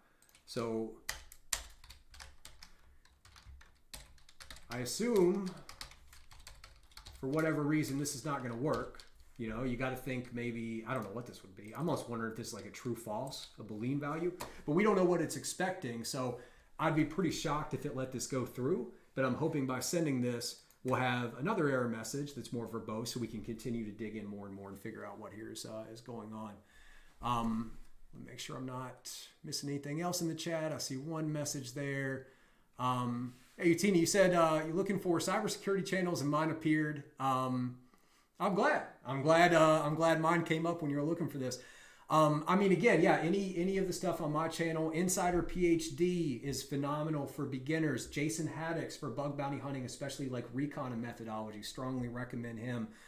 Stoke, Tom Nom Nom. I could, tons of things like that. Tons of different people. If you're looking for like content creators, the Cyber Mentor, Naham Sek, good grief, I'm going to forget some people and I'm going to get yelled at.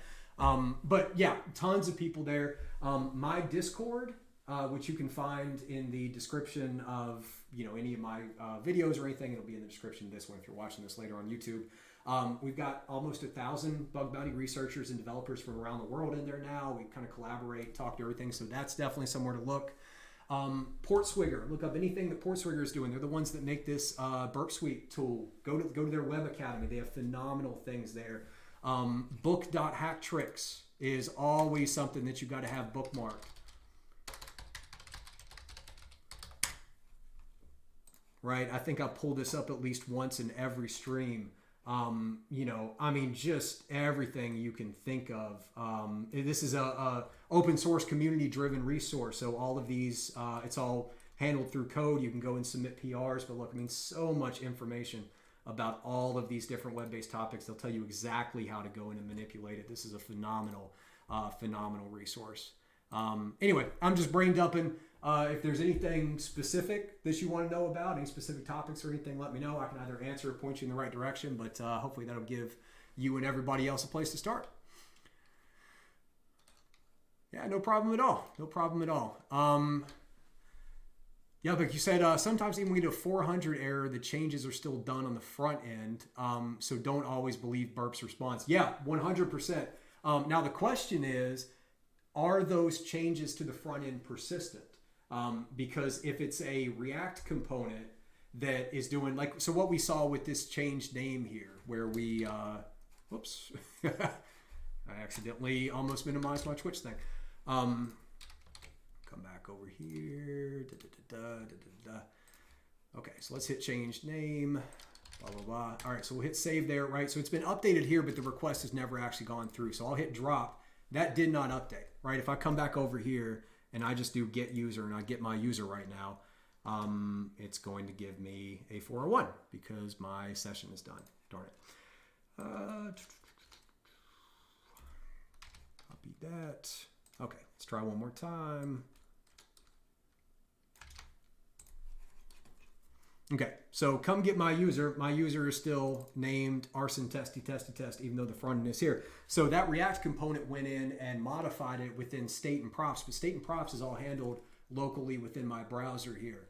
So nothing's been changed on the server side. So when I hit refresh on this page, what the React component is going to do is it's going to use a method called useEffect to reach out and repopulate this data with the most recent data from the database, as opposed to keeping it in state and props, which is meant to give like a good user experience, but may have inconsistencies with the backside there. So if I refresh this again, we'll see that this should change back to our arson testy test, unless I have the proxy on, in which case nothing's going to happen because that's how internet works. And I didn't realize I still had it on. So let's hit undo that.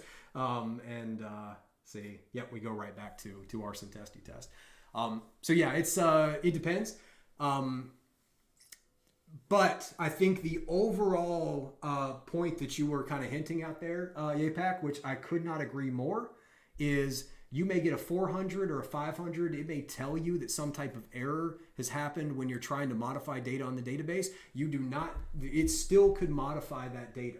That happens fairly often where there's some type of a try catch that will hit, that will say, oh, we can't allow this to go through anymore, but modifications have already happened until then, and they just don't tell you that happened. So great call out. We may actually see something like this because typically when I see something like that, it's with an API endpoint with mass assignment here. Okay, so did we send this? I don't think I actually sent this. I think I just started yapping for a little bit. An image URL is invalid. I wonder why that is. What happens if I just say, okay, here's a question. Image URL. I'm trying to figure out what they're doing here. It says this image URL is invalid. So are they taking this URL? Are they making a GET request to it from their server side? And then if it's valid, or if it gives a 500 response, is this just false or null? And then if there's any value to this, so even if it's a string, even if it's a number 1, anything like that, because it's probably doing a loose comparison, then will it give this invalid image URL value? So, oh, well no, because it's not even checking the key. It's checking to see if there's a value. What happens if I just do 0? Or false? False is probably.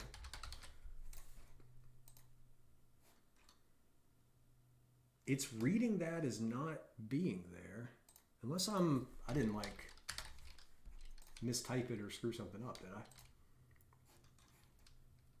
Empty string does the same thing.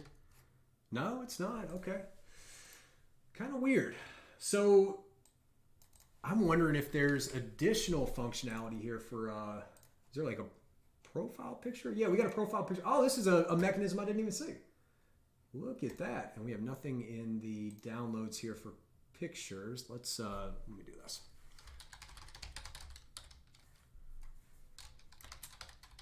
Go grab my little logo here. My framework. And we'll just, I don't know, save that image. Why not?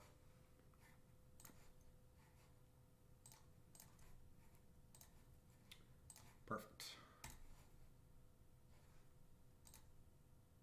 Must be at least 500 by 500 pixels. Typically they say it's too big, not too small. Weird. Let's see if I can get this one in. I feel like it's going to be really like dicey and try to make us do the exact type of thing. No, maybe not. It's like the third time in this stream that I've said something very confidently and like literally right afterwards the opposite thing happens. There you go. That's kind of a nice profile picture of my goofy face there. Perfect, perfect. I want to see what happens when I hit save image here. I see we got a couple things in the chat there too. I'm gonna get to in just 1 second. Oh, we're back at the, oh no. So we're at the upnode API endpoint, but now I think we have an image. Send to repeater here. This is another good attack vector for file uploads, right? Because now we're uploading this. Looks like anything with the upnode could potentially be that. All right, we'll put that there. We've got some get parameters too. Does look a little bit, actually looks a lot different. Doesn't have all the chunks and stuff, but okay, let me come back up and answer everything in the chat here. Yeah, Nightshade, SSRF, 100%. I'm definitely thinking, right? It really seems like it's validating something here. So I'm gonna get up to collaborator in just 1 second. And by the way, I gotta write that down too. Let's come over here. Server-side request forgery as well. Let's go ahead and copy this URL, but then I'm also going to do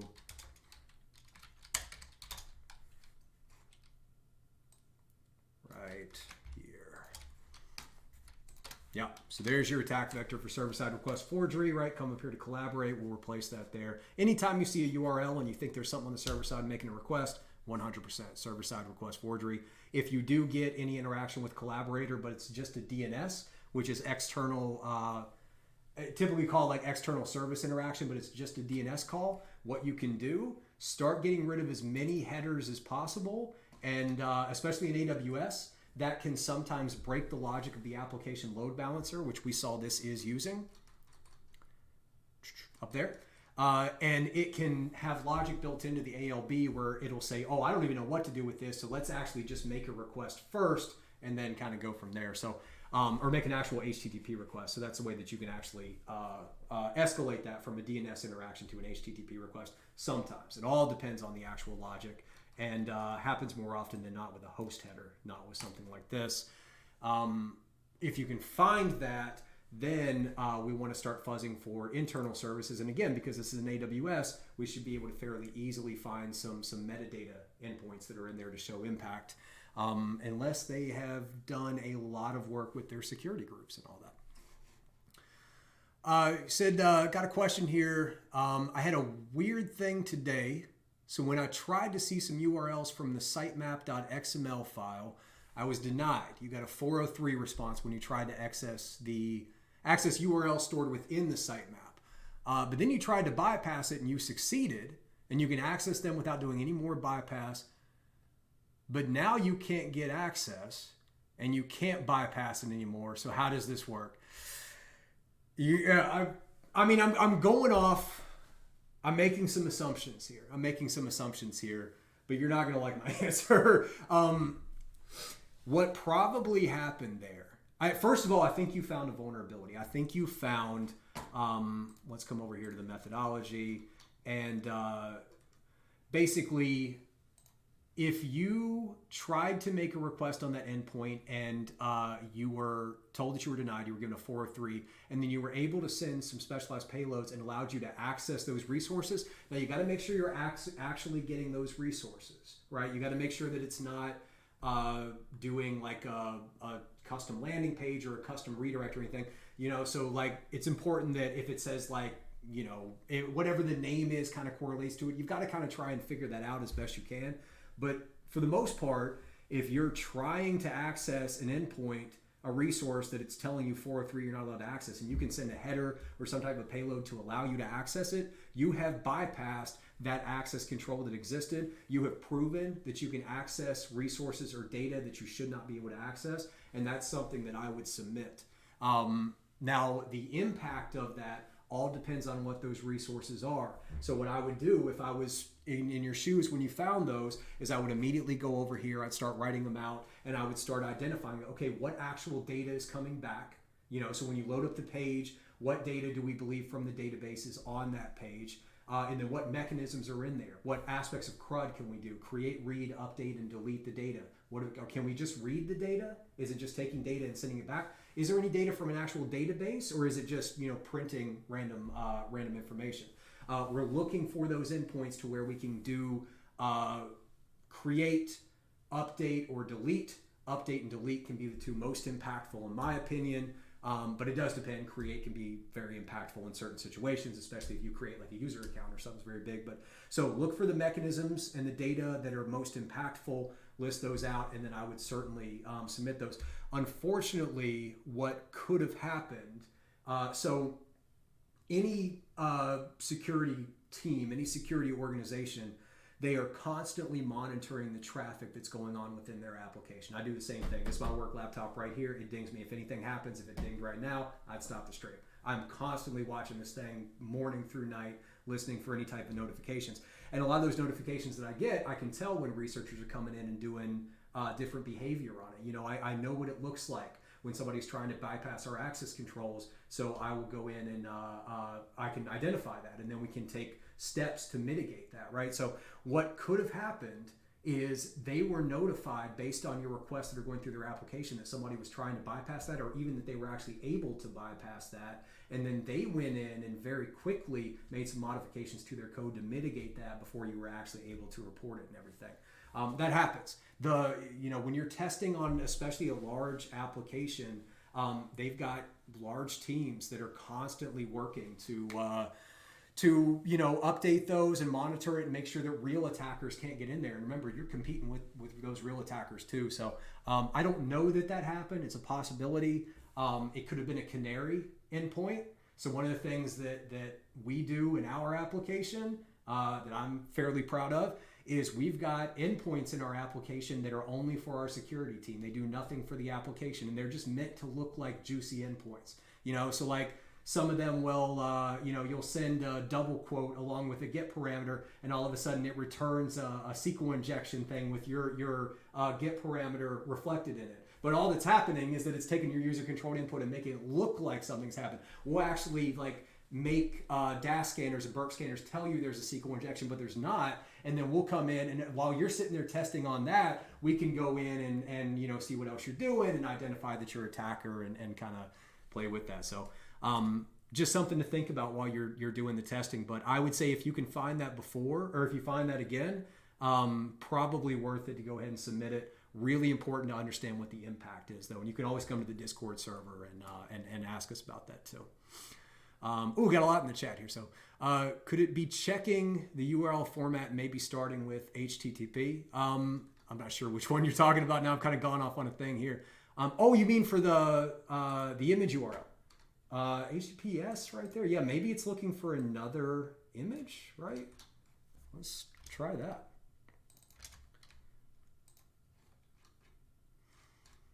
Yeah, same thing. I don't know. HTTP maybe? No. I don't know. I don't know what it's on. Oh, cool. I got, man, see, this is,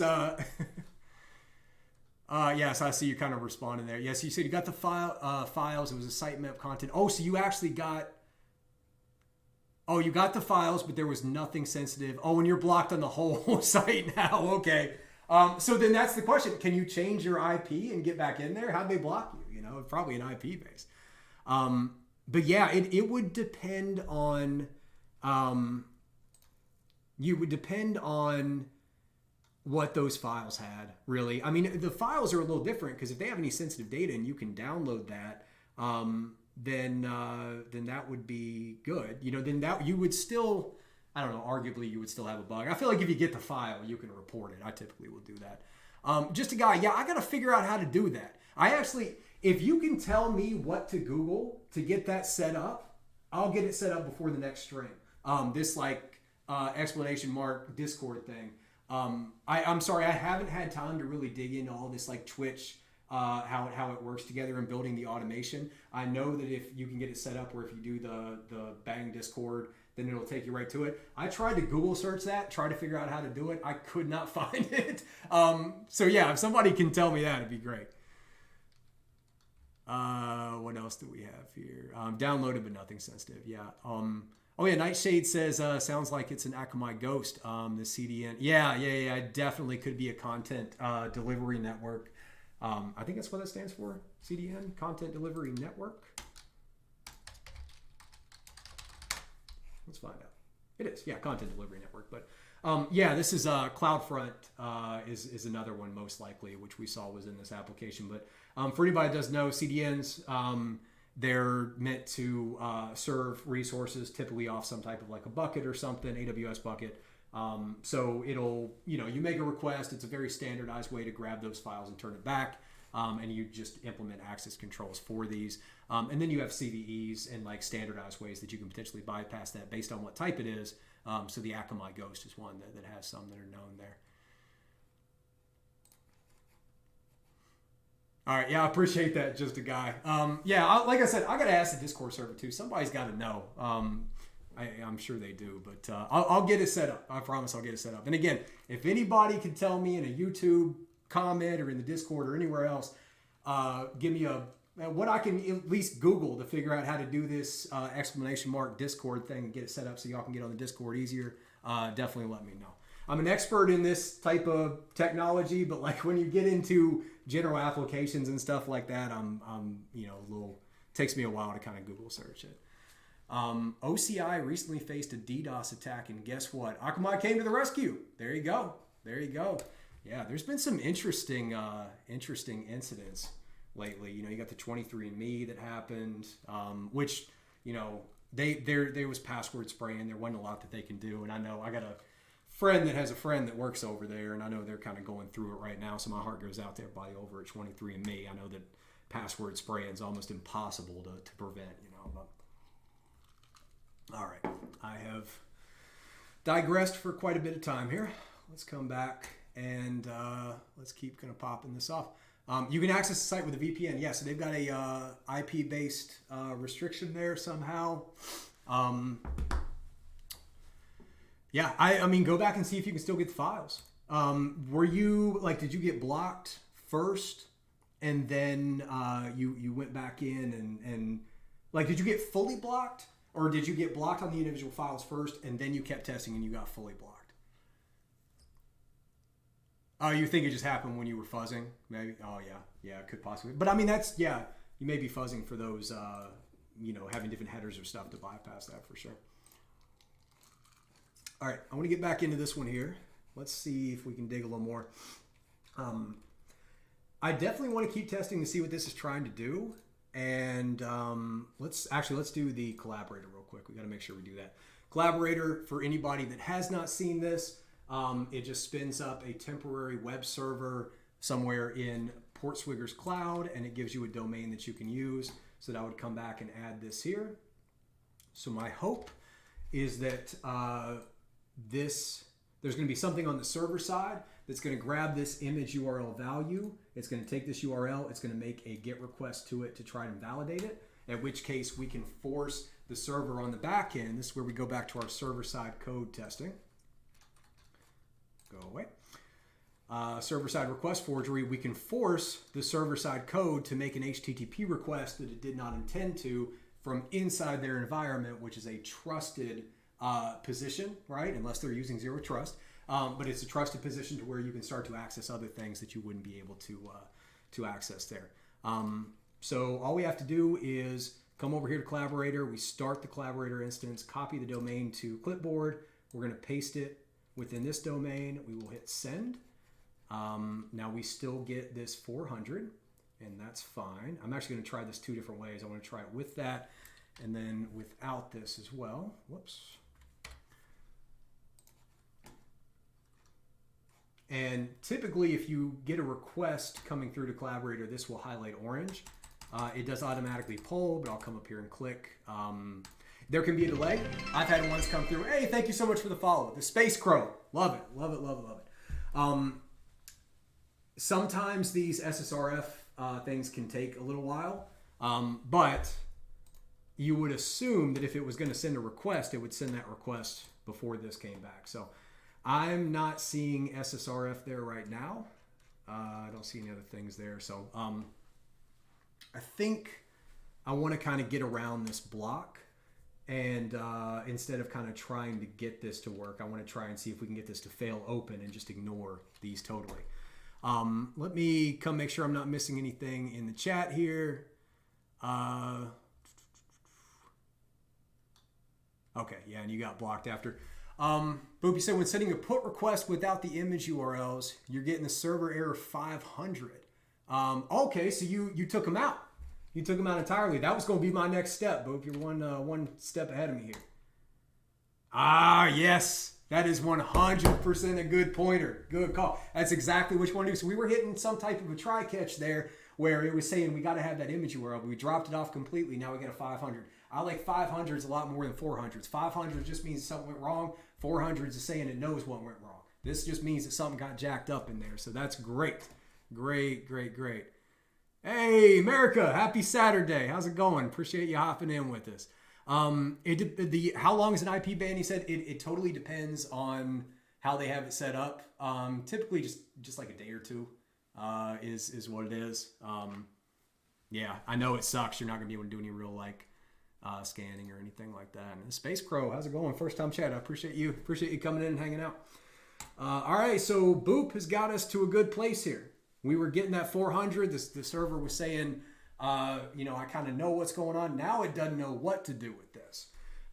So let's see if we can start cutting out some stuff to get it to not do a 400. Actually, before we do that, let's see if it's failing open, right? So what we were talking about before, what somebody in the chat mentioned, sorry, I'm having trouble remembering all the names here, but they said that they would see like a 400 or a 500 error, but the changes are still taking place. So right now our name is Arson Testy Test Test. Let's make sure that stays. We haven't updated that on accident. So even though we're getting a 500 error, is this failing open? Let's just try to change it back to Arson.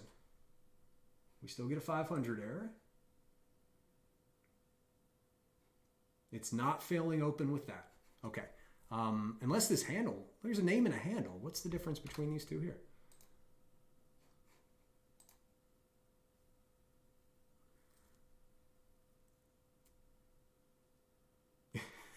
You said you got banned from the site used in your country. You hope your mom won't use it. Yeah. Why is it not working? It must be your computer. I don't know. If that happens, recommend that they clear their cache, clear their cookies, and restart the computer. We just like any help desk that is not going to be very helpful. All right, so these are not changing at all, I don't think. Come up here. Okay, so it doesn't look like it's failing open with that.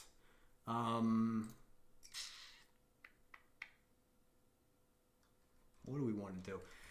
Something here is breaking. It's getting some type of data that it doesn't know how to process. I'm going to kind of just start stripping out some of these and see if we can get anything. Oh, really? The first one I tried. I swear my hand on the Bible, I did not test that or do anything before. So I stripped out this PSXID, which is currently null.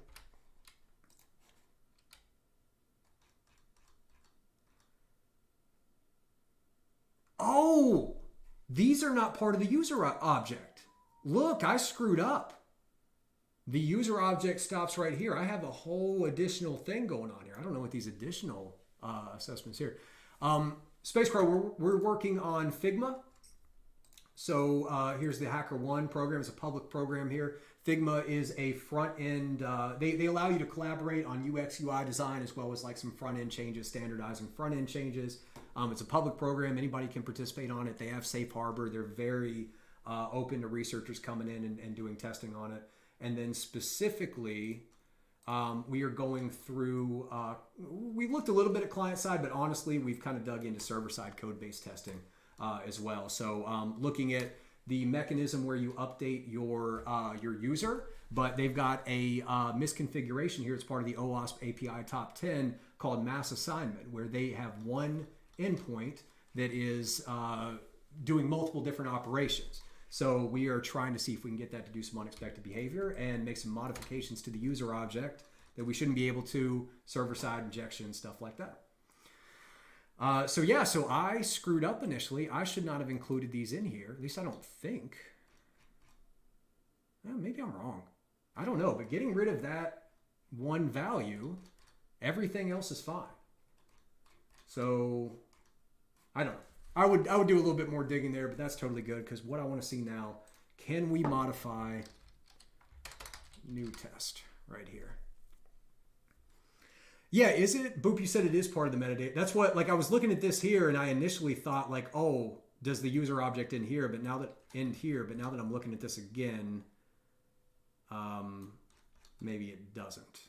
Yeah, maybe it's still right there. But either way, sending it with that seems to be fine. Let's go ahead and send this here. And hey, we can update our name.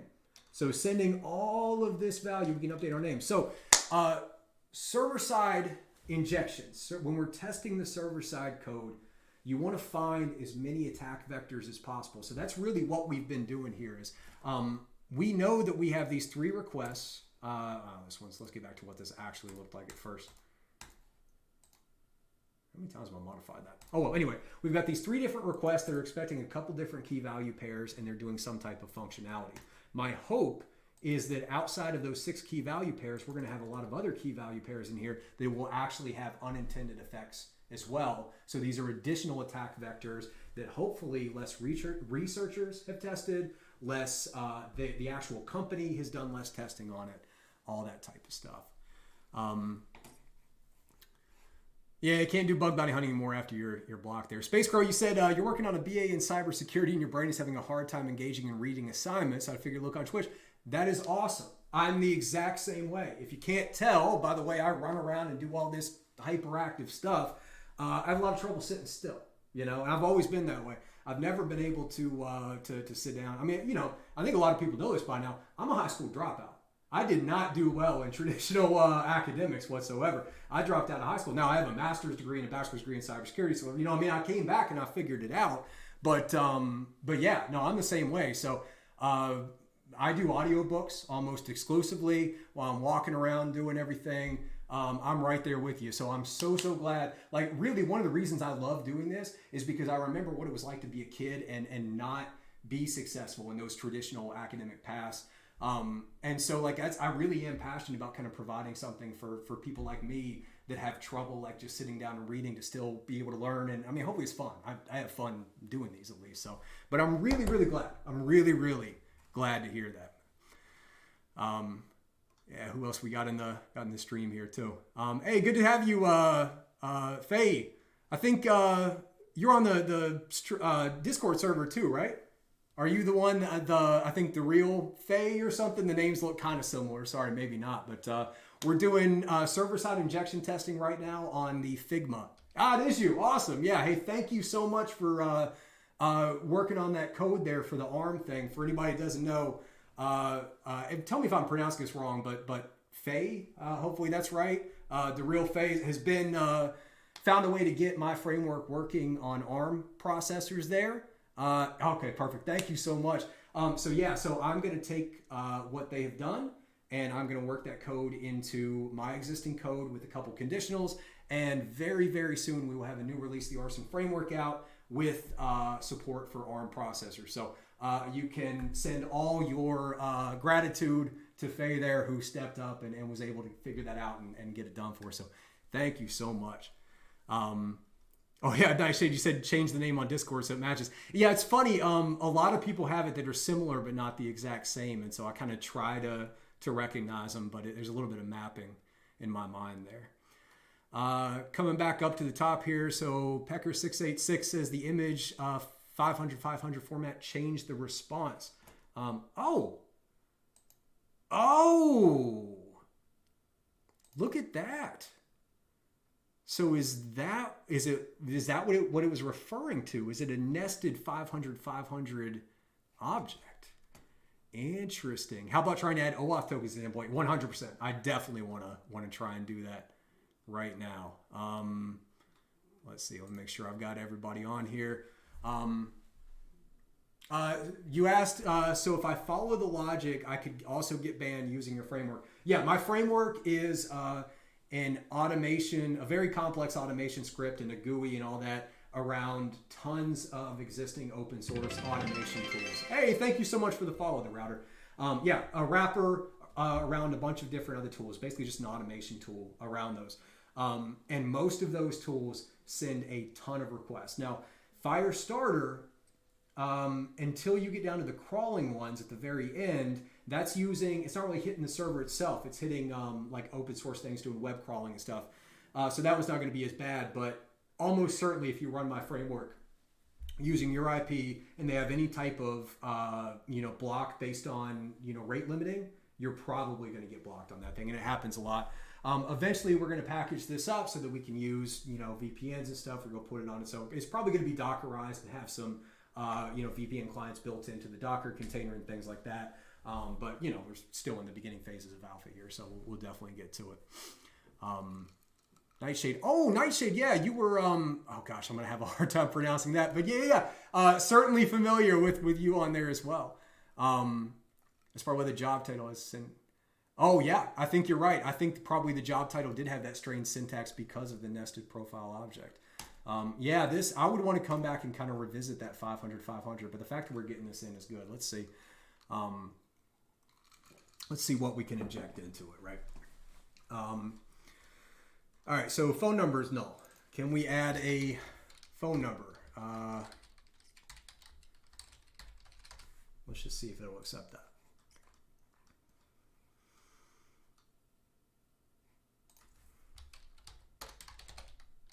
Nope, phone number is still null right there, so that one does not work.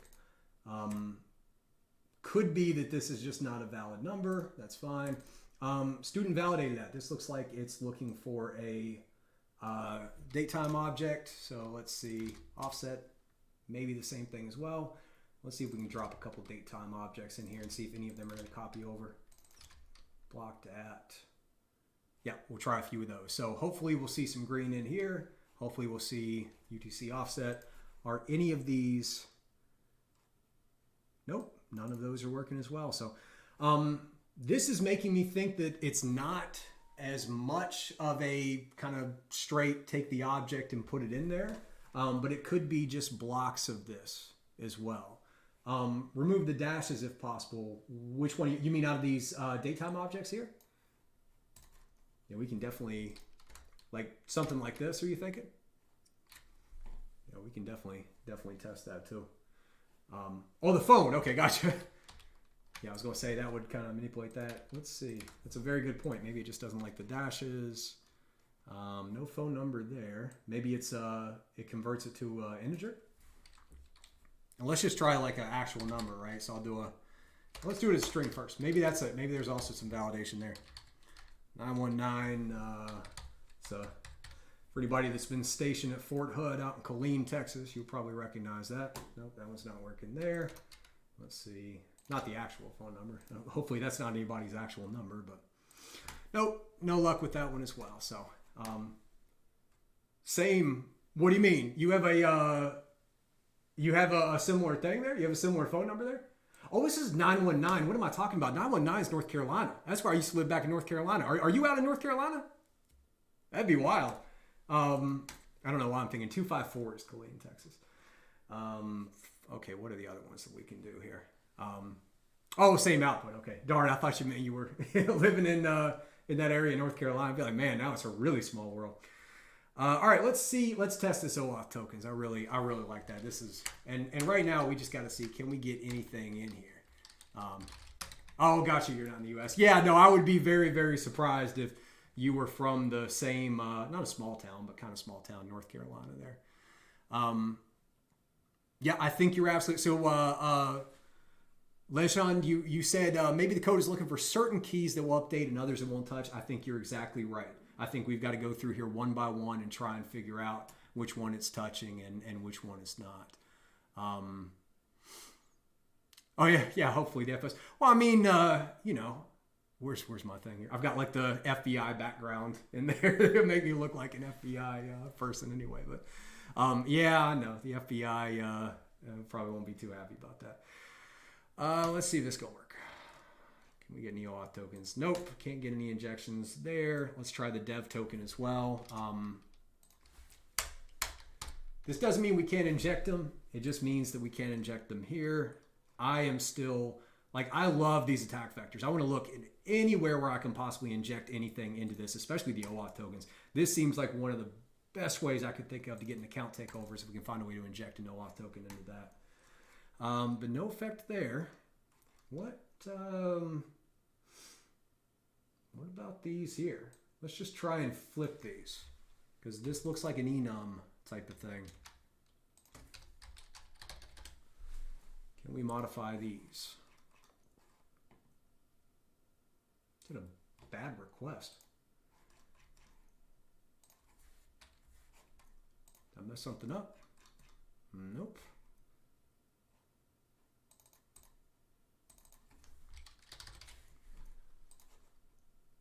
So I think probably what's happening here is these are enums, and an enum is saying that's a type in JavaScript, right? So an enum just has a select group of options. So most common ways for roles, right? If you have different user roles and you have a standard user, power user, and an admin user, so you don't want to keep those as individual strings so that somebody could go in and create their own user role and then potentially cause it to fail open, or you only want them to have one of those three values in the database. So you create an enum that says it's either going to be one of those three, and those are the only three possible values that can be stored within that key value pair. So what's possibly happening here is each one of these are enums, and so they are they're going to check and see if whatever we're changing this to is one of the options within the enum, and if it's not, it's giving us this bad request.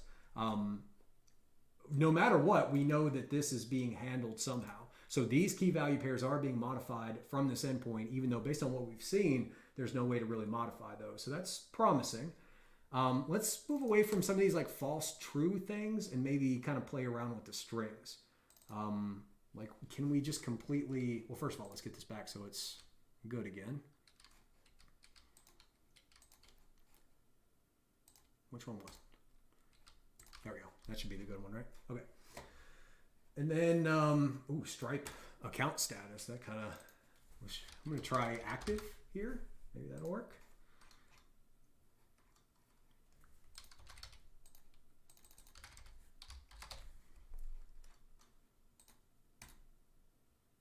Nope, still none there. Can we change the color profile? We're not seeing a lot of additional stuff. Go arson right there. Okay, so here's another attack vector. Color profile is another attack vector. This is being processed at some point. So I don't want to get anybody to start really leaning in and relying on active scan or anything within Burp, but this is definitely somewhere that I would want to start testing.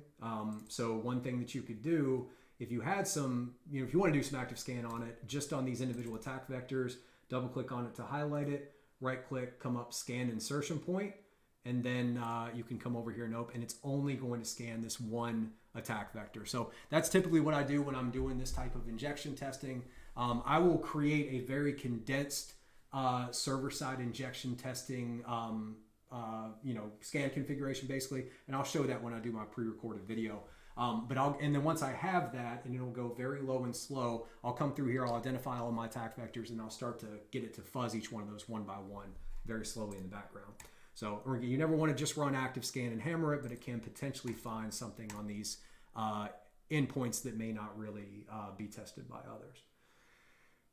Okay, so we got to move that back. Apparently we can change those. Maybe we can change this seed here. I have no idea what that would impact. But no, doesn't look like we can modify that as well. Space Crow, you said sitting on the edge of kind of knowing what you're doing while also not knowing exactly how the details work.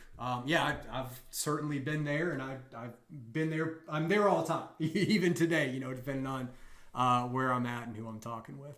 But good, you said, yeah, your memory's being kind of triggered. You're remembering some of these different things like enum. So that's perfect. That's perfect. I'm glad it's helpful. If you do have any questions or if like anything kind of sparks additional stuff or you want to see any demos, things, let me know. I'm probably keep this going I'm going to try to get up to 3 hours with this. Hey, Ice Black Ice. I love it. Thank you so much. Appreciate the follow. Wow, you said I've gained 500 follows here in less than a week. Thank you so much. Yeah, that's good. I actually didn't realize I'd done that as well. That's amazing. I have to say, and by the way, you know what? Let me just kind of take this chance to say, because now I've got 10,000 subscribers on YouTube and everything, which is crazy, especially for only doing this basically a year. The amount of support that I've gotten for this work and stuff that I'm doing has been mind blowing. Like I just expected everybody to say, hey, you're ugly, you're annoying, go away when I came out here on the internet. So just seriously, from the bottom of my heart, to everyone that has supported me, sent kind words, subscribed, followed, liked, anything at all like that to help support me and everything. Really, really thank you. Thank you from the bottom of my heart.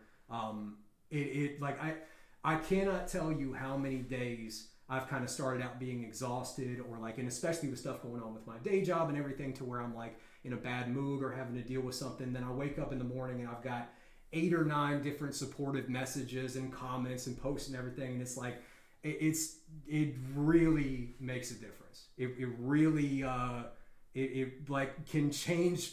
Literally, there have been many times that I can think of where this community has changed my entire day, my entire week, where it's just like, I'm not even worrying about the other things going on, just because, people are really very, very kind, and everything's the exact opposite of what I expected from the internet, to be honest. So, thank you to everybody here on the stream, everybody that's watching this later, everybody that's done anything on the Discord server, anything to support everything I've been doing.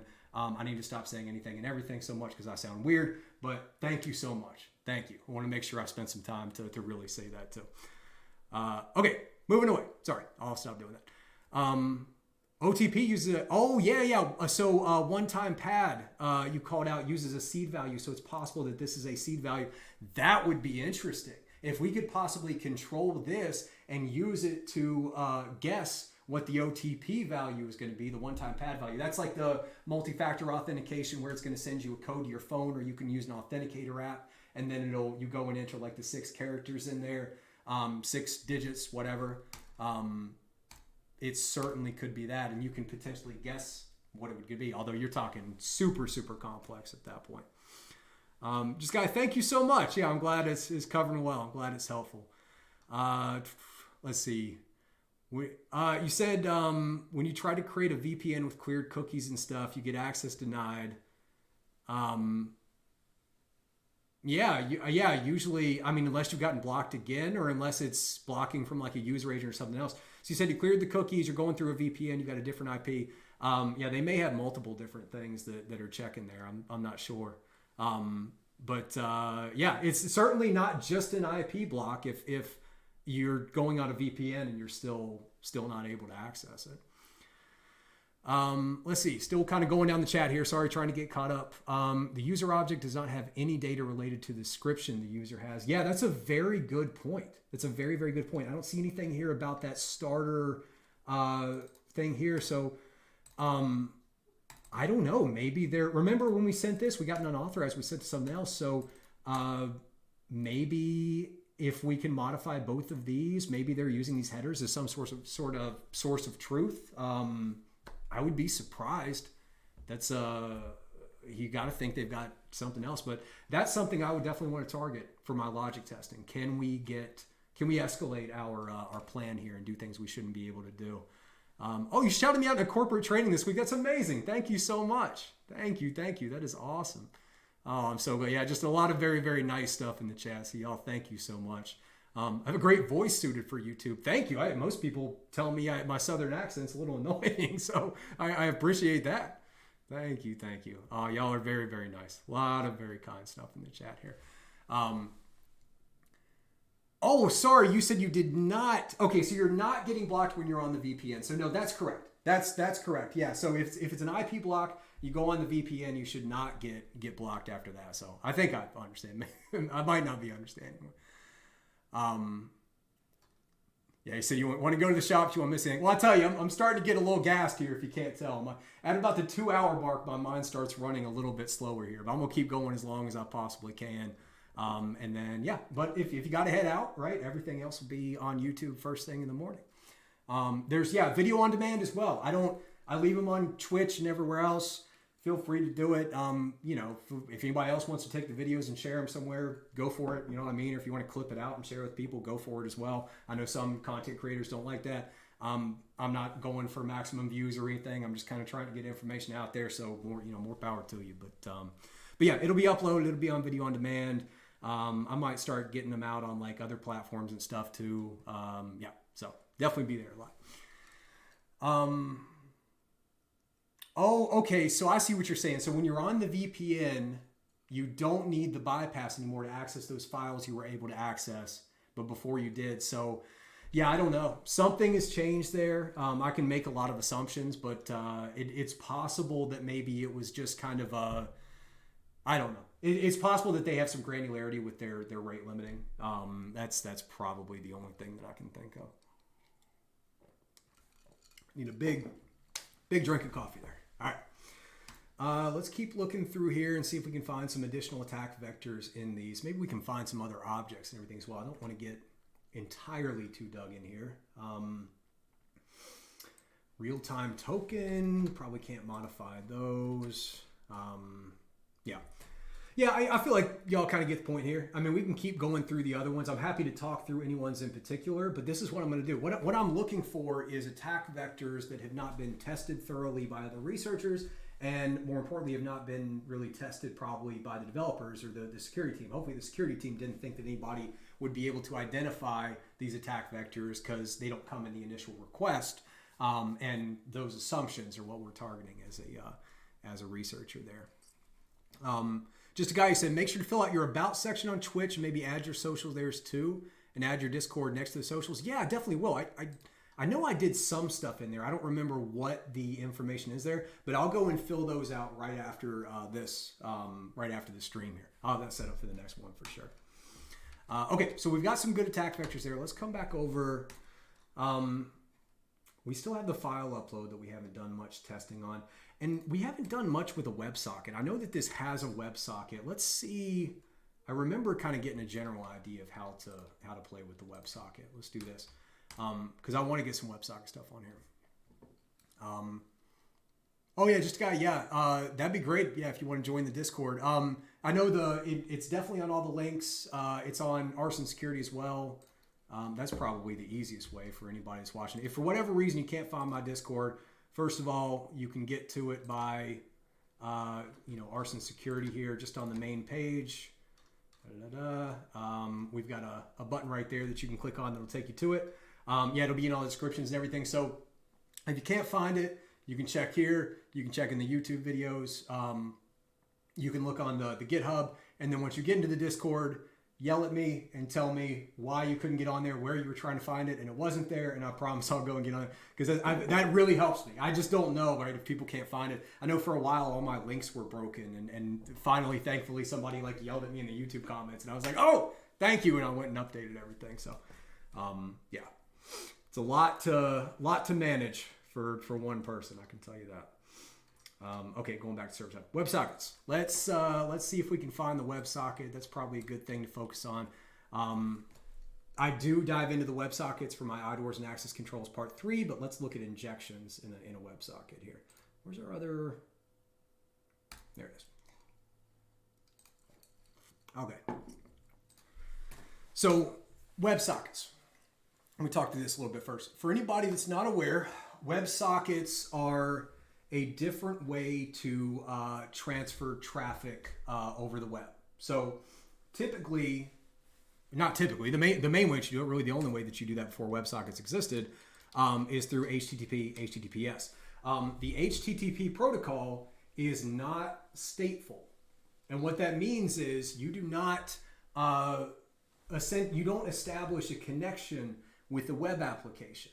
every HTTP request, there is an individual HTTP request and there is an individual response from the server. At the end of that, that is the end of that connection. That is the end of that interaction. Every new request that you send is a new interaction with the web server there. So not stateful. There are some cases where you do have to have a stateful connection, right? To where you say, okay, I am this person or this client, and we're going to send constant information back and forth. The most common ways that you're going to see this is those little chat bots in like the bottom right hand side of those pages that pop up and say like, hey, do you need any help? Or you can talk with people. Anything where you've got like constant live updates, live messaging, you're typically going to use a WebSocket for that, because the alternative, if you're going to use HTTP, HTTPS to do it, then you've got to send all of these cookies, all of these headers, all this information again in every request, which is a ton of additional data that you're going to have to send, constantly. These are pinging out like, sometimes multiple times in an individual second. So that's a ton of data, as opposed to where you really may only need to send like 6 or 7 bytes. And you've got to prove to the server every time you're doing that who you are. So you need to have all these different cookies, all these different headers and stuff to essentially authenticate again every time. So what a WebSocket does is a WebSocket allows you to establish a stateful connection with the web application, to where you start out by having this little handshake, right? You say, okay, we're going to switch protocols. You'll get the one-on-one response to switch protocols.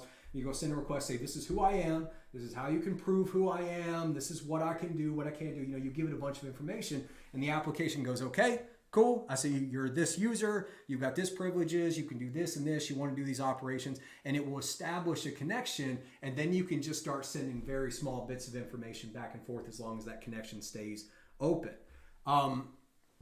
These are phenomenal attack vectors to test server-side injections, because they are usually there's the same type of operations going through the WebSocket that go through any other API endpoint or anything else. You can identify things to where they're either accessing data or modifying data, but these can be completely overlooked by a lot of researchers. So a lot of people don't even know that they're there, right? Burp Suite makes it really easy now, where you can come in here and you can just see your WebSocket history, and you can see what the requests are coming through and parse through them.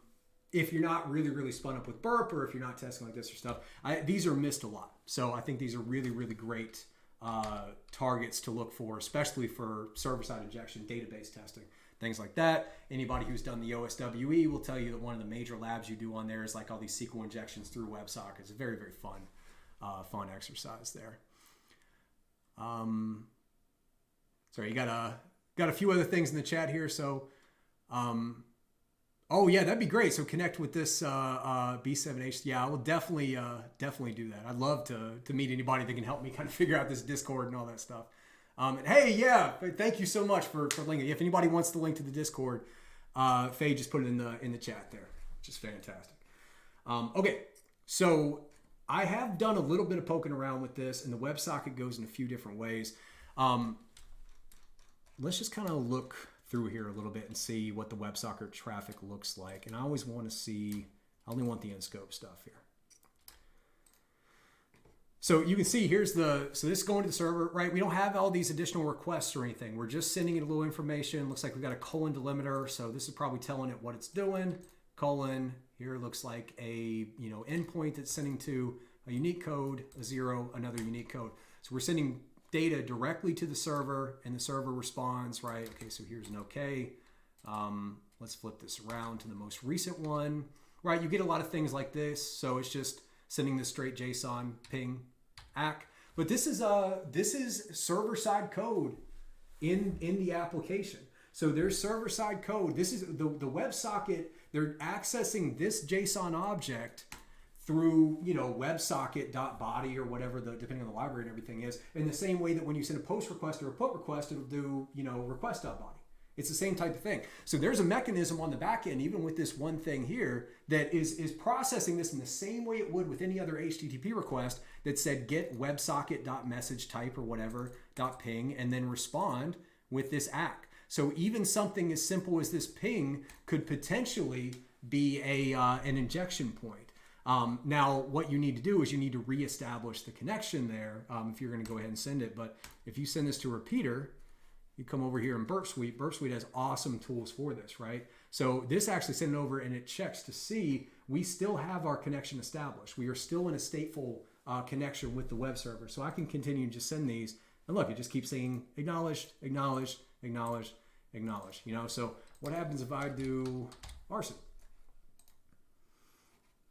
Now, that's an unknown message type, right? So already we found with something as simple as this, we found a potential injection point. Now, this is probably not going to do much of anything, but there's clearly some logic here. It's not just accepting a string. It's checking to see if message type is ping, respond with ACK. There must be other message types, right? So I would want to come over and try to like fuzz for some of those. Now you can see here, we don't have our intruder anymore. We've just got our repeater, so we can't do. It's a little bit more difficult to do WebSocket fuzzing, and there's some other tools and stuff that we can do for that, but that's another conversation for another day there. So that should give you kind of a general idea of WebSockets. Let me come back here and make sure I'm not missing anything in the chat. Oh, nice. Yeah. Just a guy. Yeah, like I said, that the B was because, oh, okay, gotcha. Oh, that's funny. Very cool. Very cool. Yeah, certainly. I mean, that'd be great if it give you a little bit of help with that too. Faye said, you have a question. After doing scans using the framework, I'm usually overwhelmed by the amount of data I have in the dashboard. At that point, my mind is thinking of several tests at the same time, and after 1 or 2 hours of just roaming about, I get frustrated and I end up dropping the research. How do you deal with this, and what are the tips to dealing with this? That is a phenomenal question. When you're getting into bug bounty hunting or like any like web application security or anything like that, you're just drinking from a fire hose of information, right? It is so overwhelming. Or to me, what it felt like was kind of like wading into like a dark ocean, and it's just everywhere you can see. Yeah, just a guy can relate to that as well. I think a lot of people can relate to that. It's like you're wading into a dark ocean and kind of swimming in pitch black and stuff. And it's, you don't know where to go. You don't know what to do. You've just got this overwhelming load of information. Part of getting rid of that, although it never really goes away fully, part of getting rid of that is just experience. And you really just have to, that will never go away until you actually start hunting. Now I'm sure you've been hunting and everything too, but like the more time that you can put actually hunting and moving away from studying, you will ultimately, what you have to do is you have to build out this kind of database of experiences in your head to where you've seen certain technology stacks, you've seen certain vulnerabilities, you know what the possibilities are and what the possibilities aren't, right? Because right now, without that experience, without having just clocked your 10,000 hours or however many it's going to be to like be able to see all those, you just don't know what's possible and what's not possible. You don't know when to start hunting, when to stop hunting, right? You haven't got those pointers and everything to where you know like when you can dig into it. For the subdomains, yeah, so you said like, for example, you get like 2,000 plus subdomains. I will say, first of all, if you haven't seen my client-side injections video, if you go through and look at the beginning of that where I'm dividing those subdomains into different categories, that I think is the perfect thing for you, right? Because the first thing you have to do once you start to get those experiences is you start to put those subdomains and those applications into general categories. And if you watch the video, mine are like no functionality at all. So like we just get like a 500 error or 400. We can't seem to get anything from this application. Doesn't even seem like it's doing anything. So that's going to be your first category. Then you've got your API endpoints to where you can fuzz for new endpoints. You've got your ones that are nothing but a 403 altogether. You're just not supposed to access that. Now all of a sudden you're trying to bypass those. You know, it just depends. External login pages. You know, you'll go and see like a login page to an Exchange server or something with Microsoft stack. Probably not going to do a lot of testing there aside from general CVEs. So what you'll need to do is you'll need to start to get an idea of what the different types of applications are and why they're doing what they're doing. And then you can build out your own methodology for each one. And again, in the client-side injections video, I probably spent about an hour and a half on that, going through a bunch of different ones that I think does a good job of kind of showing at a high level how I do that. But yeah, and ultimately it really is just experience. So like if I were you and you get on there and you see that and you've just got 2,000 subdomains and you don't really know where to go, just pick the biggest one, pick the main one, right? So if you went into Figma and you scanned Figma.com and you had 2,000 subdomains, you're like, I don't even know where to start. Let's just go into Figma and start testing that one, you know? Because ultimately, the value that's going to come from that, even if you don't find any bugs, is you're going to start to get that experience and starting to pick things out. That's really what's important.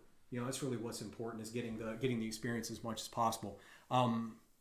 Yeah, I'm trying to think if there's anything else really to help, but it's, it just kind of, it comes with experience, I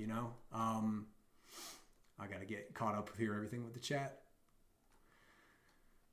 Man, this thing's a little hard to control too. Come back. Okay, there we go. I'm not very good with this little tool here. The 2,000 is definitely overwhelming. Just guy said, I'm getting pen tests and I explore the vulns and context of the application. Usually, so you end up finding like six vulns and end up checking one or two. So those nuclei scans too, what I like to do with those, I guess another good answer to your question, Faye, from this as well would be really what you're looking for is the pointers that I always talk about. And this is something that I just kind of call them themselves. There's probably a better name for it, but you start to recognize patterns in web application configurations that you've seen be vulnerable before. And that way you can kind of dig into that too. So the nuclei scans are a great way to do that. The nuclei scans, I almost never, in fact, I think very rarely have I found any valid bugs with the custom nuclei templates. And that's just because everybody's running them. I found a lot with custom templates, with the typical templates. I found a lot with my own custom templates, but anyway. But there are a lot of nuclei templates. So like one of the ones I talk about is the certificates. So if you've got 2,000 subdomains, one of the things that I will do is go through and look at, let's check the certificate of every one of those 2,000 subdomains. And let's come and see which ones have expired certificates, which ones have mismatched certificates, and best of all, which ones have self-signed certificates, which means they've just thrown up some experimental little thing to start to play with there. That's something that I look for. So if I have 2,000 subdomains, I say, well, let's see which ones I messed up certificates and start there. I like API endpoints. I like to start fuzzing for API endpoints. So that's something, part of it is just kind of what you like to research as well, but it is all depend on what those subdomains are. Yeah, the screen grabs help a lot too. That's a great call out. So in the framework, it'll grab all those screenshots. I click through and look and kind of get an idea of like which ones are actual applications. Do we see anything that's really standing out? Anything like that. Okay, perfect. All right, back to WebSockets here. How are we doing? 2 hours, 36 minutes, man. Let me come back to the proxy here. So with WebSockets, what do I fuzz with? I do intruder and FFUF usually, and then I will do custom Python or Go scripts depending on if I want to really kind of get, like if I need to do additional logic or stuff. Go if I want to go very quick, if I want to send a lot of requests very quickly, although I'm not very good with Go. Python usually, and that's for like complex logic, right? So like if I've got to send a request and then based on what the response is, maybe send another request or alert or do anything, I like to do Python scripts to do that. I typically don't like to hammer servers. I'll do a fuzzer. I'll run them in the background. I'll run them very slow.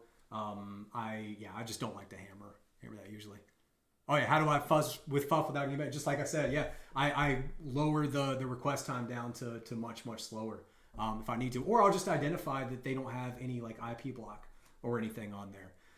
But yeah, I try to be very, very kind to the servers that I'm testing on because I'm on the other end of it, right? I have researchers testing our application all day, and I've woken up at 3 o'clock in the morning because something got knocked off or anything else. I know what that feels like. So I try to be very, very kind to it. Again, these companies have graciously allowed us to come in and test and pay us directly. I think it's a phenomenal thing. So try to kind of show that respect to them there. Okay, so with WebSockets, we've already seen that we can go in and pick up these individual client server calls and find places to inject. I'm going to talk about this a lot more in my IDORs and access control videos, but I do want to show a little bit with this. What I do as well is I like to click on these sort by outgoing messages. Or wait, sorry. I want to see the outgoing message. I always forget this says hide it right there. So we can see what's going to the server, right? Because Typically, these WebSockets don't. Well, they can leak. I shouldn't say that. They can definitely leak information. But for this testing, I'm looking for good attack vectors. So I'm only interested in the ones that are going to the server, at least initially. So let's just start scrolling down and let's see any one that could be a good attack vector. This is kind of weird, right? They've got two different ones. They've got this request that is just a raw ping string that goes to real-time version 2. But then they've got this live graph that is a message type that goes there. What happens if I send this to the repeater here? Send it again. Same thing, just string pong. So it's probably just making sure that the connection is still alive between two different targets there. Okay, so let's see if we can find anything that has a little bit more meat on the bones. And let's even do this, because I don't really care what sequence these are going in. Let's sort these by the length. And if we see this here, so this is instantiating something, I think. There's obviously a lot more data in here. And we've got multiplayer and then what looks like a file. Send this to repeater. I think that's what, like the files seem to have these unique codes as well. Yeah, the ping pong. Oh yeah. That's very common. I do the same thing. Whenever I build a web application, the first one I do is I do a ping and a pong endpoint. If you look up here at the top now, it says send WebSocket message right here. We can't click send anymore because the connection is no longer established. But Burp Suite, I love Burp Suite for WebSocket testing. It's got this button on the top that says reconnect. So we can click on this and it will actually establish that connection again. And then we can start to send this so we can see, the response is just that. So, it'd be a lot of work to figure out what's going on with this. I do think that this is what happens when you click an individual file to go in and start collaborating on it. So who knows what the data actually is in here, but nothing that we can really test right now. So this one, on the other hand, need to reconnect here, send this. This is not even giving us a response. So this is a different message type, but it looks like it's going to the same endpoint there. So where we had the ping message type, and I changed it to arson, well, can I change? I bet if I change it to subscribe, it's going to come back and say, well, I need all this data over here as well. I don't know, maybe not.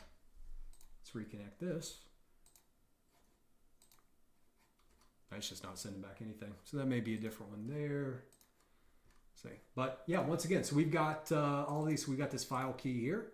All of these can be done, for fuzzing. Here's additional attack vector. Let's see if there's anything that's really, really good here. But again, you can't. A little bit more difficult to fuzz these with the. You don't have intruder, FFUF, things like that. You got to get some special stuff there.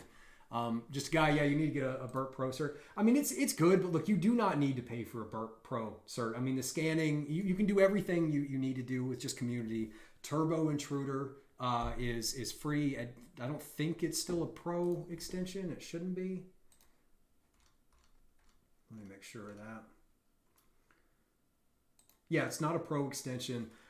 Really, the main limitation to not having Burp Suite Professional is not having Intruder to where you can send all those requests. It's throttled essentially, but Turbo Intruder is not. You just have to know a little bit of Python, and you can do that. Oh, you can't install any extensions on Community? That definitely did not used to be that way because you have the Pro extensions and the non-Pro extensions. Wow, I'll have to test that out. But if that's true, that's a shame. We meet with Portswigger weekly, so if that's the case, I'm gonna have a couple comments on that when we meet next Wednesday. You said you still have the Pro extensions, or you mean the non-Pro extensions? You still have that?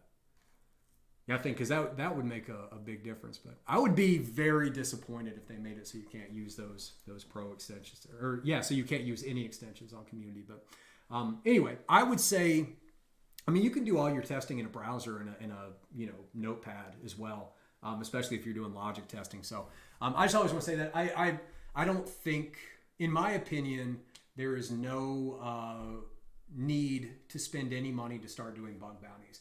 And I know so many people that I've talked to that have saved up and bought a Burp Pro extension or a Burp Pro license and they thought that once they had that, they're going to go get ActiveScan going and it's going to put them ahead of the game, and it's just nothing happens, you know. And it's, I mean, that's just the reality of it. Hey, thank you so much for the follow. Cocaine 1PT, I guess is how you pronounce that. I don't know. I'm gonna give it a shot. But yeah, so I just want to be clear about that. Like, it's always, you know, I've even had like a couple pretty difficult conversations with people where it's just, you know, it's a shame. Like, they really worked and saved up a lot of money. You know, $500 or however much it is now is a lot of money, especially people that are looking to get into bug bounties and are like really need to make money from it and everything. And you know, they just kind of fell into the marketing and stuff and ended up spending money on it. And I mean, it's a phenomenal tool, but it's not a spend money to make money type of thing. You know what I mean? You're not going to get it and go start doing just the typical active scans, and all of a sudden you're going to start having bugs come out and start making money from it. It just, you know, there's too much competition with that. Too many people that are out there. Did I ever check out Kaido? No, not yet, but it's on my list. I've got about 30 recommendations, I think, on my list of different technologies and stuff that I got to check out. But that is certainly on there. I remember us talking about that the last time. Just a guy who said it's probably not worth it if it's in cybersecurity. Or if you're not in cybersecurity, yeah, it can be more difficult. So, all right, we're at 2 hours 45 minutes. I want to see. Let's just see if we can find any other good attack vectors in here, and then I'll probably go through, answer any last minute questions and stuff, and then I'm probably going to call it because you can. I'm not sure if you can tell or not. Hopefully you can't too bad, but I am definitely getting gassed. The brain is working just slower and slower. So let's see. All right, so we've got all these live graphs, and yeah. Oh, but a bunch of different messages. So you've got subscribe messages on here. So all these are going to be possible attack vectors. I would fuzz these using Python, actually. So I would write out a custom Python script to go through and hit each one of these attack vectors and see if we have any major outliers. I'm going to talk about this in my video, but a lot of opportunities for IDORs and access controls as well, right? It's accessing resources. You know, we don't know what the controls are as part of that, but yeah. Do we have any other good attack vectors? Looks like this is a very common thing to send. File keys. Yeah, so a couple good options.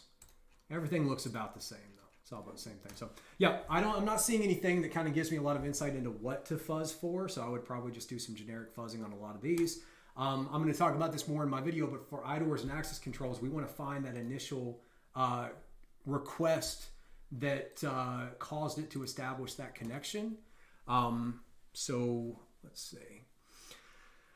It's kind of hard to search through this. We would be looking for a response that was a 101 response, which is going to be switching those methods. But anyway, I'll talk about this more in the IDORs and access controls. But when it establishes the initial connection, like I said, it's going to go in and say, this is who I am. You know, you're probably going to give it like a user ID and everything. So with a WebSocket, you want to try and trick it in the initial connection to try to make it think you're a different user. And then you can possibly go in there and test that. So, but yeah, I'm not seeing too much in here. Let's see if there's anything else. Is there anything in the chat? Any specific questions anybody has, any vulnerabilities you want to see or look for attack vectors, like anything at all while I'm kind of starting to wind things down here. More than happy to do it. And I'm going to kind of look through the chat here a little bit too. Let me get my methodology brought back up just in case. So y'all can see anything at all. If you have any questions about anything on my methodology you want to talk through before we call it, anything like that, I'd be more than happy to answer it. Otherwise, I'm kind of going through the chat a little bit. Yeah. Well, cool. Well, yeah, let me see. Anything else? Again, with client side, I want to make sure and just kind of reiterate this again. Client side code testing right here. Everything from content injection down to post-message vulnerabilities. Ultimately, what you're doing is just inject client-side JavaScript that should not be there. All of these are just different ways to do it, and potentially, yeah, they're injecting in a different place, different impact, etc. But ultimately, that's what you're doing. Then information disclosure. These three right here are just the developers put information, sensitive information, in a place where it shouldn't be. Information disclosure is typically like, hey, I can see you got debug on and I can see stack traces that show your file names, or things like that. Credentials, this should be pretty easy, right? They've got admin credentials, API keys that are just posted in the client-side code. Insecure data storage, this is something that a lot of people don't think about, but I've seen this surprisingly often, unfortunately. they'll store sensitive data in like local storage or something. So like I've seen a plain text username and password in local storage, right? So if you come in here, storage, local storage, stuff like this. If you found it, well, there's nothing in there, but if you found a key value pair in there, this is kind of more subjective, but if you can find anywhere like that, because local storage, those are files stored on the local computer, and if that computer has malware, that malware is going to scoop all those files up.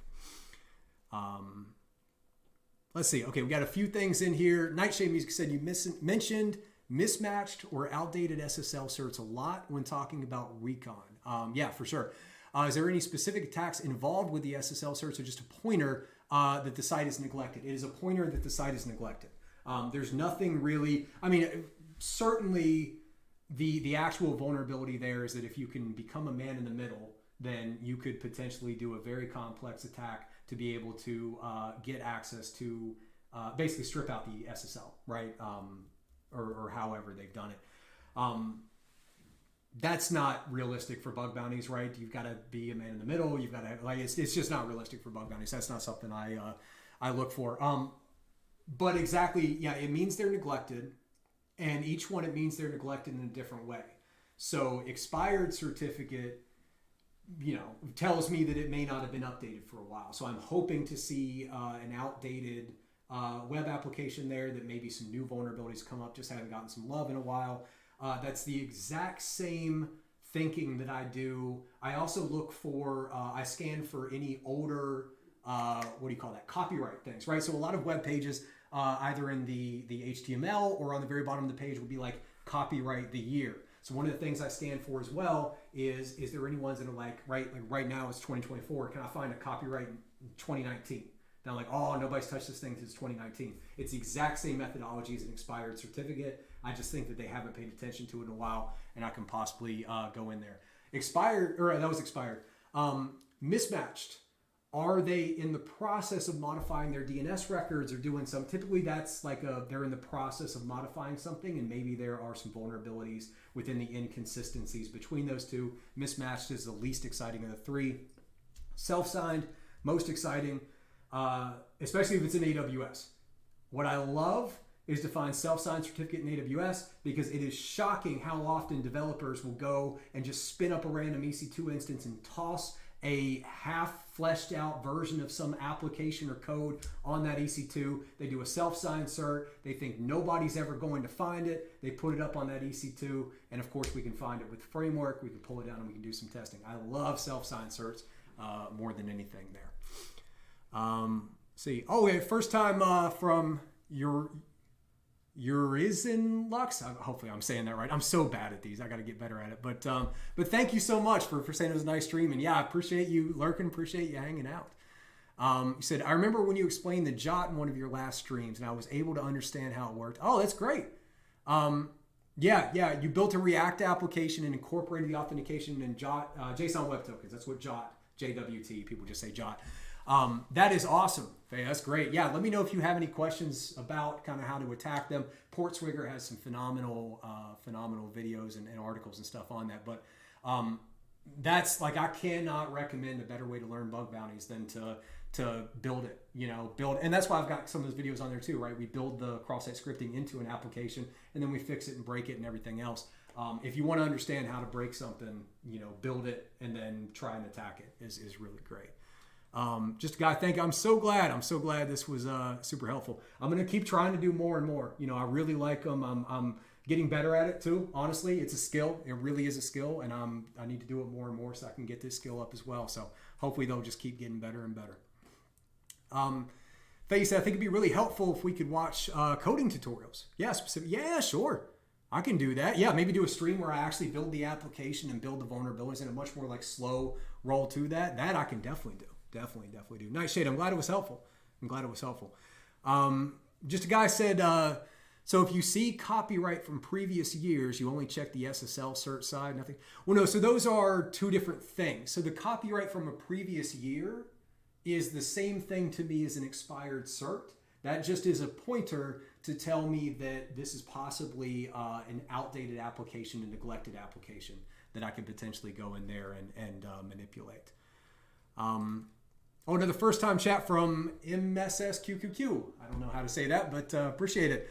Maybe you can focus on vulnerabilities found since they mainly, I think, oh, you mean with the copyright too. Yeah. Yeah, I definitely, another thing that I want to start doing, and I've gotten this recommendation many times, is videos on walking through vulnerability reports. I know there's like existing vulnerability reports. I know there are already people that do that, so I don't want to step on anybody's toes, but I can certainly, I don't know if I could put a twist on it. If people thought that it would be, valuable for me to do it as well, I can absolutely do that. But all right. Any last minute questions, anything from the chat? I think we're going to get almost to 3 hours here, which is fantastic. Yeah. Oh, no, you're good. Yeah, no, I appreciate any type of chat or something. Yeah, I don't know. You can tell me MS. I'll probably just call you MSQ. How about that? But yeah, hey, I'm so glad you found the YouTube channel. Please feel free to hang out and chat anytime you want. Glad to have you. Very, very glad to have you. All right. Well, if there's no other questions, I think we can go ahead and start wrapping it up. All my methodology is always for free here at arsonsecurity.com/methodology. I'll bring this up here. All of my tools are available. I don't have anything private that, unless it's something that, doesn't have anything to do with security or something and is just stupid. So all my tools are open source. You can come in here and use them. Lots of notes and everything too. My framework, if you want to use, I didn't actually show it here, but you got my framework here. If you want to come down and use it, it's probably enough shameless plugs. I'm trying to think if I can think of anything else. IDORs and access control videos, like I said, coming out Wednesday at the latest. I think that's it. Boop, Nightshade. Yeah, thank you so much. I'm so glad it's helpful. So glad to have everybody here. Thank y'all again. Thank you for 10,000 subscribers. Thank you for all the support.